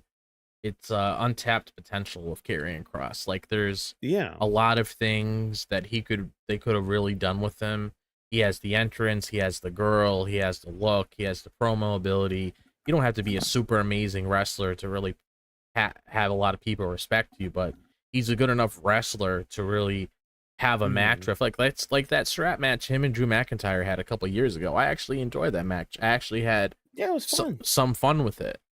So it's like he has like all the tools there to be created into a star. It's just one of those things where it's like they're not really doing anything. And if it was up to me, I was gonna be like, sure, this is the biggest wrestling company in the world, but maybe I should bet on myself and try to recreate myself in a new image, and I'll see where things go from there. And then hypothetically down the line, if he wants to come back as this new character or whatever it is, I mean, hey, all to him. But I just feel bad for the guy because he definitely deserves a lot better than this. Yeah, it's literally like I'm glad you mentioned something about gaming too. It's literally like owning the IP of a bear and bird for platforming reasons, and doing nothing with it. Yeah, that's actually why I brought it up. I literally have a video on my I literally have a video on my channel called The Untapped Potential of Banjo-Kazooie, where I spend a good 10 to 12 minutes talking about that. So that's why I brought it up. Yeah, it's literally the same thing. Like you have an IP, you have a character that you could literally make money off of, that you could push to like actually, like I'm not saying put him into the world title picture immediately. Like that's just like asinine at this point, at this stage and all that. But like at least the upper mid card. Yeah. I mean, there's a nice little IC title he could hold on to. Yes. Or on another show, US title. I mean, I know they're doing different stuff right now with it, but like that's at least something he could strive for. Yeah. I agree. Like I would have loved for Karrion Kross to hold the IC title. Right now, AJ right now will be a nice person to feud with for Karrion Kross or something. Or maybe if Dom actually retains tomorrow, probably give it to Karrion Kross after. Who knows? Like I will like this potential. It just depends, man. Yeah, it really does. Yep. But yeah, I mean, we'll find out later this month, I guess, on if Cross stays with the company, if he moves on with his life. Like, I mean, I don't want to sit here and be like, oh, you should do this, you should do that, because you're your own person, carrying Cross and Scarlet. But ask for something more. Try to be more in the company. Just more, please, because I could see the potential. Just you gotta do a little bit more. Um, which brings us to our last match here that we're gonna talk about on night one of SummerSlam. We had our WWE Women's Title on the line. Tiffany Stratton taking on Jade Cargill. Cargill. Yes, I know I said that name weird. Lay off me. I don't care. So, the story of this match basically power versus technique, because Tiffany Stratton seems to have an answer for a lot of the stuff that Jade Cargill's throwing at her. Yep. And yeah, I mean, great on Tiffany for that part as well. But Tiffany's able to get her foot on the rope after getting hit by Jaded, which was kind of assisted by Jade Cargill. But hey, nitpicks be damned or whatever. When Jade does try to go for like an avalanche version of the Jaded, it gets reversed into like a Hurricane Rana, and then one prettiest moonsault ever seals the deal, gives Tiffany Stratton the win. Um, I'm just gonna stand on what I said during our prediction show and a little bit of last night too. Tiffany Stratton needs to turn heel. She needs to do something, because I mean, like, the match quality itself, I thought was pretty good. I think Jade actually stood out a little bit more, mainly during for her resilience and all that. But I mean, at the end of the day, she's kind of got to win the big one. Tiffany just beat Tiffany beat her clean, mind you. Yeah. So keep that in your mind as you guys talk about this as well. But I think that's the one thing that just kind of leaves a sour taste in my mouth. Like, she beat Jade Cargill clean, somebody that they've been building up since a year and a half ago Yeah. as being the next big star, and she goes through the Queen of the Ring tournament. She freaking wins that thing, Yeah. and well, that's a pretty stacked tournament, mind you. And then she just loses to Tiffany Stratton clean. It's like, I mean, a great boost for Tiffany Stratton, but did Jade need to win? Did Jade need to lose clean in this match? Which I'm gonna transition that to you guys. I mean, do you think Jade should have lost clean here? Did you think some Uh shenanigans and a possible heel turn from Tiffany so Stratton should have happened? Like, yeah, yes. go ahead, drop. Yeah. So I'm gonna come out on a limb and say this. They haven't really thrown anything at me to really make me care 100% about Jade. Like, I'm sorry to really Yeah. put it that way, but I mean, putting the tag team title stuff to the side when it comes to her as a singles performer, when it comes to her really showcasing what she's all about, because we know that's the end goal at the end of the day. They haven't really convinced me that she can really go the extra mile. Like, I still look at the Mhm. Queen of the Ring and I'm like, Asuka should have won that. And Yeah. I look Yeah. at this match too, and I'm like, I mean, look at how it was. Like, it's like I told you in the chat, Watkins, when we were talking about it. Like, I'm glad that Tiffany retained, not necessarily saying that I don't want Jade Cargill ever winning a world title, but it's like you can clearly see, just based on what's going on within the match itself, when it comes to how these ladies are working with each other. It, I mean, it was sloppy when it came to like a Mhm. couple things in here. Like, I remember when, what was it, like, Tiffany Jade was trying to go for like one of her first Jaded, or she was trying to do some sort of like power slam or whatever, and like Tiffany kind of like wiggled around a little bit to like get out of it, because I guess the move wasn't executed well, or anything, when they were near like Yeah. one of the turnbuckles on like the top left side of the ring. Like, if you're looking at the ring like this, like this side right here, it just Mhm. seems like a lot of things weren't maneuvered properly here. And it's like, if I really want to take Jade Cargill seriously as a contender, I mean, I feel like they threw the bone too quickly. That's why I mentioned before, throw her through NXT. NXT's not a bad place to be. And even if you wanted to Mhm. keep her on the main roster, at least have her go for mid card titles and then work her way up from Yeah, there. 100% agree. We said this at the beginning. Why do you have her go for the main title? Have her go for the US title. Have her go a perfect person right now to go with. Have her go against Gilia. That's a perfect person to go and give you the ropes. Have a couple matches, get her in the rhythm. Because as a Jade fan, my wife is a big fan of Jade as well. She is I support the black woman and everything, but you cannot also only have power and high kicks and chokeslam. Yeah. That's all you got. When it comes to it, Yeah. you don't stand out in anything as a wrestler. You are a beautiful lady. You have power. You know how to post. You have the camera work, but we need more of the wrestling aspect. And we Mhm. know Io, like we love Io, not just because she is entertaining, but she's also a wrestler at heart. She knows how to grapple. She knows how to do high movesets.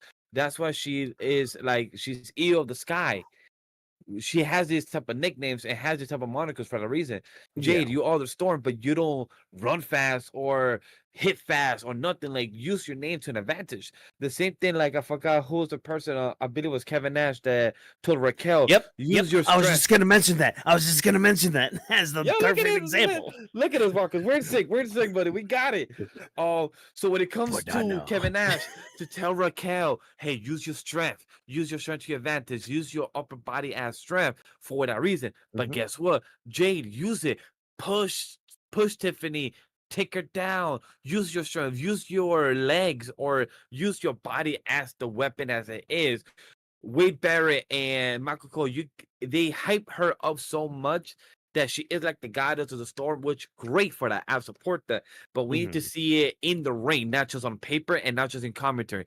I'm a fan, I'm a supporter, my wife is a fan, and she's there just for the fun and giggles for the entertainment. But I'm speaking as a critic as well, and I want to Mhm. see Jay to put that performance in play. She cannot be what's the word? She cannot be not flopping the bag. What's the word I'm looking for? I don't know. Yeah. She cannot. It's Yeah, I'm sorry, chat. I missed the message, but either way, she cannot miss this opportunity, and she needs to improve in the ring. I agree with Drop. We said this. She appeared in NXT back in Halloween, back in 2023. It's been a year and a half since she's been, Mhm. and we wanted her to improve, and we haven't seen that yet. She Sure. could have been an NXT girl, could have been on a star like Gilia, like Stephanie Vaquer, Yeah. like Like they got Blake what's the girl Monroe. They got from Mariah May yeah, over Blake there right Monroe? now. And she was a big name that Mhm. came out of AEW. And you don't see Yeah. her on the main roster right now because they're trying to take their No, time working her up. exactly. Yeah. The same thing with Stephanie Vaquer. She's also a big name internationally. Same thing with Gilia internationally. They chose to be in NXT, so they have the rhythm. The also our girl Big Muscle Mommy. I can't remember the name of the top of my head, but also Big Muscle Jordan Mommy. She went Grace. from Thank you. She joined from Mhm. TNA to NXT. She had the choice. There was a report that she was gonna go SmackDown. She's still not there. Probably girl wants to be there for another couple more rounds. Who knows? But for Mhm. Jade, I expected you to more. This was the lowest match time card of the night, excluding the Money in the Bank cash in. This was a Mhm. 7-minute match. And I'm very disappointed because it could Felt have gone longer. longer. It felt It felt longer. longer. It Yeah, felt it longer, but definitely it could did. have been longer and better. But 7-minute Mhm. match right now on Cage Match is a 5.7. I think for me, it's not the fact that Tiffany Stratton won because I Same. think if I remember correctly, we all had Tiffany going over in this match. It's the fact that she went over clean, like that's the part that kind of I don't want to say irks me, but kind of turns me away from all this because it's like it. I don't know, like Jade Cargill losing clean like she did. I mean, I get it. You know, you have the top rope hurricane runner, fine, cool, whatever. I don't know, man. It felt weird that it was just like it was over, not only so quickly, but just out of the blue like that. You know?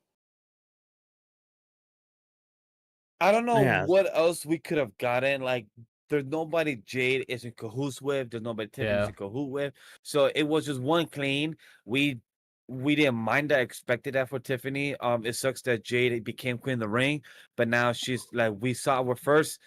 We have seen a continuous cash in of the woman of in the woman cash-ins, but now we see our first fail queen of the ring with the opportunity of having SummerSlam. Triple H chose for Jay to be the first one. Now let's see how she recovers the next couple weeks, because that's also a big predicament of where she could lead to. Because right now, we also heard the rumor report that Bianca may be coming back as well. So that's also a big factor. Could Jade and Bianca be having a feud coming up soon? Who knows? Yeah.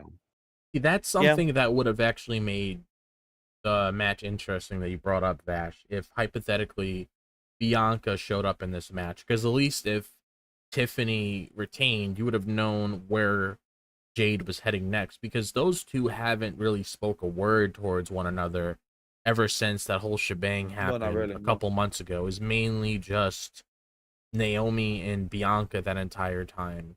So nothing ever happened. And let's say that there was a moment there where Jade was so close of winning that title and Bianca came to ruin that moment because she just doesn't want her to be in that spot, because she's starting to catch on with a lot of the other things that people were saying to her about Jade just being there anyway when they were working alongside each other. At least something like that would be interesting to stem off of, to see what they could do with Jade moving forward, because then you could put the pedals on her to see how she like goes through something like that to really prep herself for the future, because you have a lot of these other superstars when it comes to the ladies going through a lot of top names. Like I saw a post of Tiffany Stratton, you know, she went up against Nia Jax, Bayley, Charlotte Flair. Now you have, you know, other people. She's had run-ins with Becky Lynch too in the past in NXT. So it's like you have her going brushing through a bunch of people too to really put her on the pedestal that she's in now. I mean, you got to do something like that with Jade Cargill too eventually if you really want to see, you know, what her limit really is. AEW run wasn't really that crazy, to be honest, when it comes to the title. I mean, because that's the thing. It wasn't. Yeah, she held that TBS title for the longest time, and then But I believe she also got big and over because of the mic work that she got with also a few times with, I believe it was with Cody Rhodes' wife and a few other wrestlers in Brandy. there. Brandy a few times in the promo and a few other times with Jade and a few others. So it wasn't always the matches, it was more the popularity for Jade herself. I feel like that kind of went over. I think that promo segment you're talking about is like it was fairly early on in her run too in AEW. Yeah. Like I think it was like before she even won a title in AEW. But Yeah. again, people can fact check me on that one. Ages. Time is just a little big old lumpy ball of space minutes, you know. So whatever, that's besides the point. I mean, yeah, it's just like where do we go from here with Jade and all that? Where do we even go forward with Tiffany? Because like, who can even beat Tiffany at this point? Yeah, because right now with Tiffany, she's going to Perth, from what I know, in Paris. So she doesn't have an opponent lined up. The only person that has is Naomi, or depends on tomorrow night, Naomi / Rhea / Io versus Stephanie Vaquer. So we have two of those people that are going to be having their own match already. So we need to find out Tiffany, who's your opponent. So most likely, I bet you this coming SmackDown, we might have a qualifier match to build up, or we might have somebody start some business, push her down, fight her, and be like, "Yo, I want you at Perth." Yeah, I mean, it could be just an open challenge she sets out for people. I don't know. I would rather a heel Tiffany Stratton than this crappy babyface we're getting, but maybe we'll get that eventually. Who knows? But hey, everybody, we've reached the end of the show. We've reached the end of night one. That's all the matches that happened tonight. So, hey, sound off down below in the comments or the chat. Let us know your favorite match of the night, and what you're looking forward to with night two. Because again, we'll have night two coverage tomorrow night. roughly around the same time. Maybe I don't know. Depends on when night 2 ends and all that. But yeah, Yeah. we'll be live here talking Yeah, about because I the believe wraps and all that. night one ended around 9. Well, like the matches, the event itself without the post show, I believe ended at Yeah. 9:30. But I think tomorrow might end more closer to 10 because they have the 6-way tag match and everything and a few Yeah. others. So Mhm. those may go much longer than planned. Yeah, definitely. Oh yeah. Also also talking about final thoughts. I just want a big shout out to a few things I saw during the show that we're talking. I saw a few tweets that I want to bring to attention as well. That was pretty Yeah. interesting as well. Paul Heyman tweets out saying, "Isn't this a tradition in WWE that the brand new champion always poses in the gorilla position with someone? Did we make people mad? Question mark. Are you all upset with us? Question mark. I hate to say we told you so, but we told you about Plan B. So, ladies and gentlemen, my name is Paul Heyman, and I represent not only Braun Breaker and Bronson, but the reigning defending WWE Rollins. We also have a quote by Triple H saying that at the post-show conference, Triple H talked about every single match that happened tonight except for Karrion Kross versus Sami Zayn. Either way, we're getting a work once again, or we may actually be over for Karrion Kross. Yeah. I mean, the fact he didn't mention it, and also the fact that like not CM Punk, the Sami Zayn after the match gave like the hand signs of like we're done and all that, and I don't know, this might have been Karrion Cross's last match. The writing's kind of out there on the Yeah, wall. it's Like, tough I'm out there. sorry. I would Also, love for him to be re-signed, but we'll have same. to see. On the way and see, there was another clip that I suggest for anybody. If you are in the Discord community, join so you can see the clip. And now, find out online. There's a Logan Paul point of view drop of his insane frog splash to Jelly Roll. So I highly suggest for anybody to see that because it looks fucking amazing. Like to actually see the point of view shot of him jumping and then going to the side, it was amazing. And if you're Jey Uso having your libations for the post show conference, hey, it doesn't feel like SummerSlam. It doesn't feel like SummerSlam or / Fastlane where it happened 2 years ago. Yo, it is not the same without it. You just give us more content, more memes to talk about. So yeet. Yeah. But the show of night 1 is amazing. I believe we will have more conversation for night 2 when it comes to the 2-night event of SummerSlam, or when it comes to Monday or Thursday when we have any last thoughts that we want to add involving Yeah. the show of this, because the SummerSlam coverage has not stopped, will not stop. It will be having its after effects for the next couple of days because it's going to lead into Raw, it's going to lead into SmackDown, and it might lead into NXT because of the women's tag title. So we did have new champions. It's going to be interesting how tomorrow are we going to have new champions? Are we going to have new heels? Or are we going to see people retaining their titles? Yeah. Yeah. Are we going to be safe, or are we going to actually run some risk? We'll have to find out when we get to our next layer of SummerSlam and all that. But drop any final thoughts, any final words regarding night 1 of SummerSlam. So I will say this. I thought this show did a pretty good job in terms of really selling the whole thing when it comes to the 2-night event. So I am looking forward to this structure moving forward. Definitely does feel like night 2 is going to be the superior show. I know we haven't seen it yet, but just looking at what we have on the card, it's really hard to really argue against that. Steel cage match with Jacob Fatu involved, a lot of chaos with that. So, I mean, I did like what they did here tonight. Like, I mean, Oh yeah, that's true. The cage. I forgot. I saw the cage Yeah. at the end of the show, like a few times. I'm like, oh yeah, cage match. Wait, is it today? Oh no, it's tomorrow. Like a few times, I thought it was gonna happen, but it just seemed like they just built it in advance, which is which is totally fine. they definitely did tug on my heartstrings, like you walk-ins, because me and you were doing the same gift spam in the SummerSlam chat. Because me and him were like, we finally got the moment, and then we both said no at the same time. All I'm hoping in the future WWE is like, don't let this just be the only like reign that Punk has ever since he came back to the company. At least give him a little please length don't. in the future. He deserves it, especially like before he puts up the boots and everything.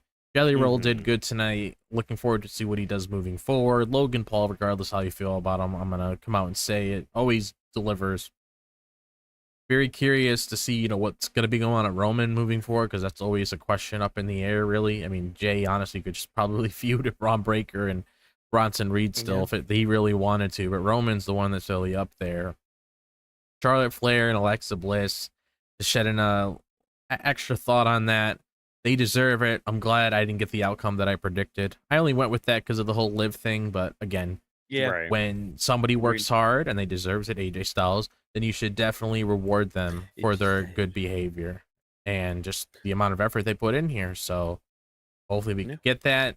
Unfortunate with Karrion Kross, not sure what he's doing beyond that point, and main title scene for the ladies on SmackDown hopefully have a clear direction, because I can't grab a pen and paper and really tell you where I really expect Tiffany and Jade to go moving forward.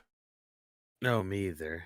Yeah. So, It's gonna be pretty interesting. I know that we also did mention it earlier, very briefly, but I was gonna bring it later again to the final thoughts. It feels like, hey, they're sponsored by Wingstop and Papa John's, because it seems like Brie Bella came with some new foods to give to the New Day, Grayson Waller that's with them, and Tazawa and the WO, and I'm like, in my head the whole time I was laughing. I'm like, they're not eating the pizza, but they're excited. And I bet you after the camera transition, the producer said, "All right, we're good. Y'all can eat the pizza if you guys want, or just drop it. It don't matter." Yeah, And I was just laughing about it, like they would do these little small things, but not build fucking Austin Theory that we have now, with Grayson Waller. And, like these little small things pisses me off. If you're not going to do anything with that pizza, just give it to the three of us. We'll all share it together. Oh my god, it was a good. I would devour one of those pizzas by myself. Yo, pineapple. Yo, it's funny. I ate pizza today. I just realized I ate pizza today for that shit too. If you were about to say you had pineapple on pizza, yes, I do eat pineapple on pizza with ham or bacon or chicken and with a bit of barbecue sauce. Yeah, it just slaps. Yeah, I've done it with bacon. When I'm up there in 3 weeks' time, if I'll we get a pizza, there better not. If there's pineapple on there, I do on purpose now. I got you. Yo, drop. I got you. I'll send a picture to the thread. Oh yeah. So you're gonna see a picture of the pizza, and then you might see a picture next of Walker's trying to probably do like a drop kick to me after. So you might get both. You might have to do one of those things where you put like the little blindfold thing and ask Watkins open up his mouth and then put it in there. Open your mouth, baby. Here it comes. Be like, Vash, I don't trust you to tell me to put a blindfold on and be like, you should be like, hey Watkins, I got this nice pizza that has like jalapenos and mushrooms and onions on it. Yeah. When I don't taste any of that sweet spicy goodness from a jalapeno pepper touching my tongue, this blade will be straight through Vash's heart, and then we'll have to find a new company leader and all that, but Chet, tell us what you eat when you have your PoE. Let us know in the comments section below, because myself and my wife, we do treat ourselves to have a food during each PoE. So like yesterday was pizza, tomorrow for night 2, I think we're going for Shake Shack. So it's gonna be fun. Oh, okay. I did wings and skins tonight. I just did buffalo wings, potato skins. Oh, that's a nice one. Yeah. We have an option for night 2 yet? Well, I'm not sure yet. I'll figure it out. Gotta start thinking on that one. Yeah. Me, I got Shake Shack. I got some burgers and fries and it a is shake. good. I never had it there. Already. Never had it. Very but nice. I had a few libations and jalapeno Cheetos. And you're not the only one. Jay did too. Oh, Jay, proud of you, buddy. Proud of your eating all that. But hey, everybody, we've reached the end of the show. We've heard our final thoughts and everything. You're about to hear our outro. But before I hit the outro, look, I had to do this last night, and I hate doing the plugs because, it's the plugs, whatever. Follow us on social medias, blah, blah, blah. But hey, Vash is here. He can do the plugs a lot better than I can. So Vash, why don't you hit those plugs? Let people know where they can find us on social media, where they can listen to our rantings when it comes to wrestling or anything beyond that. Go ahead, lay it on the people. Let them know where they can find us, where they can listen to us, all that wonderful fun stuff. Look, Chad, it doesn't matter who's doing it better. At the end of the day, is where you find us and where you can listen to us and hear us and see us at the end of the day. Because you can find us on the audio feed down below on the description, the links for the Animal Studio podcast feed, where you'll find the Animal podcast comes every Wednesday at 5 a.m. on the podcast side. The Off the Bench comes every 5 a.m. on the podcast. And the same thing for YouTube is 10 a.m. for both this Monday, Wednesday football shows. Same thing for Weebs of the Ring. They're all being uploaded. Weebs of the Ring already has all 2024 PLEs drop already on the audio side. Go listen to it if you want to hear back some more thoughts from Survivor Series, SummerSlam, Clash of the Castle, and any other. We also have the Audio Fear 225 dropping this coming next 2 weeks. So go check out those events of our new show, Grappling the Week, if you guys haven't checked them out. As well as our news and media coverage show of NXT, AEW, or our prediction show before the big PoE drops. And additionally, follow our social media of Drop This Box, Walkers MW, and Legend D Vash and Weebs of the Ring, and the hashtag of Weebs of the Ring, and the main branch of the company that we're owned by Anima We 3 Studios, that stands for animation, manga, webtoon, and wrestling, and everything positive of entertainment. So go check out all of our content. All the links are down below in the description. We appreciate everyone's support as well by liking, subscribing, and we appreciate to press the notification if you guys like to see us live every PoE Mondays after Raw and SmackDown, and Wednesday, Thursday. Damn it, I almost had every 100% right of this promo. Almost. Damn, I was Almost. literally at the finish line. And Thursday for Grappling the Week. Sometimes if we don't stream, it's because not a lot of things coverage or what's hyped for that week. But we are live every Thursday for Grappling the Week at 8:30 p.m. EST. Other than that, thank you guys for all the plugs to listen in. And Watkins, hit us home. Oh, I had us home with the good old home run. So thank you, everybody, ladies and gentlemen, boys and girls, and ignorant children of the Isles. Thank you, as always, for checking out the Weebs of the Ring podcast and taking time out of your day to listen to the lovely, wonderful podcast of ours. If you enjoyed what we had to say, again, listen to what Vash said. He gave you guys a lot of good ways, a lot of good spaces to follow us and all that.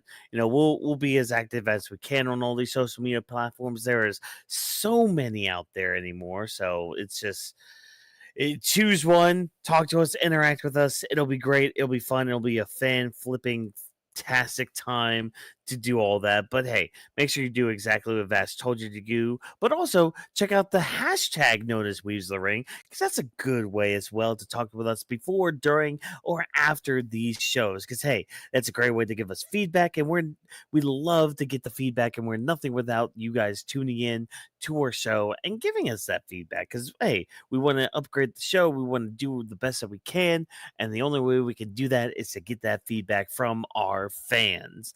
Weebs of the Ring is presented by Anima We Studio. Thanks, of course, to our production team for all of the hard work that they put in every single flipping day of the year.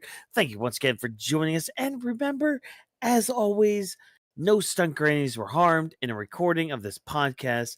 Have a good night, ladies and gentlemen, and we'll see you tomorrow night for night 2 of SummerSlam. Have a good night. Ohana means family. Woohoo! Unless it's the live action version.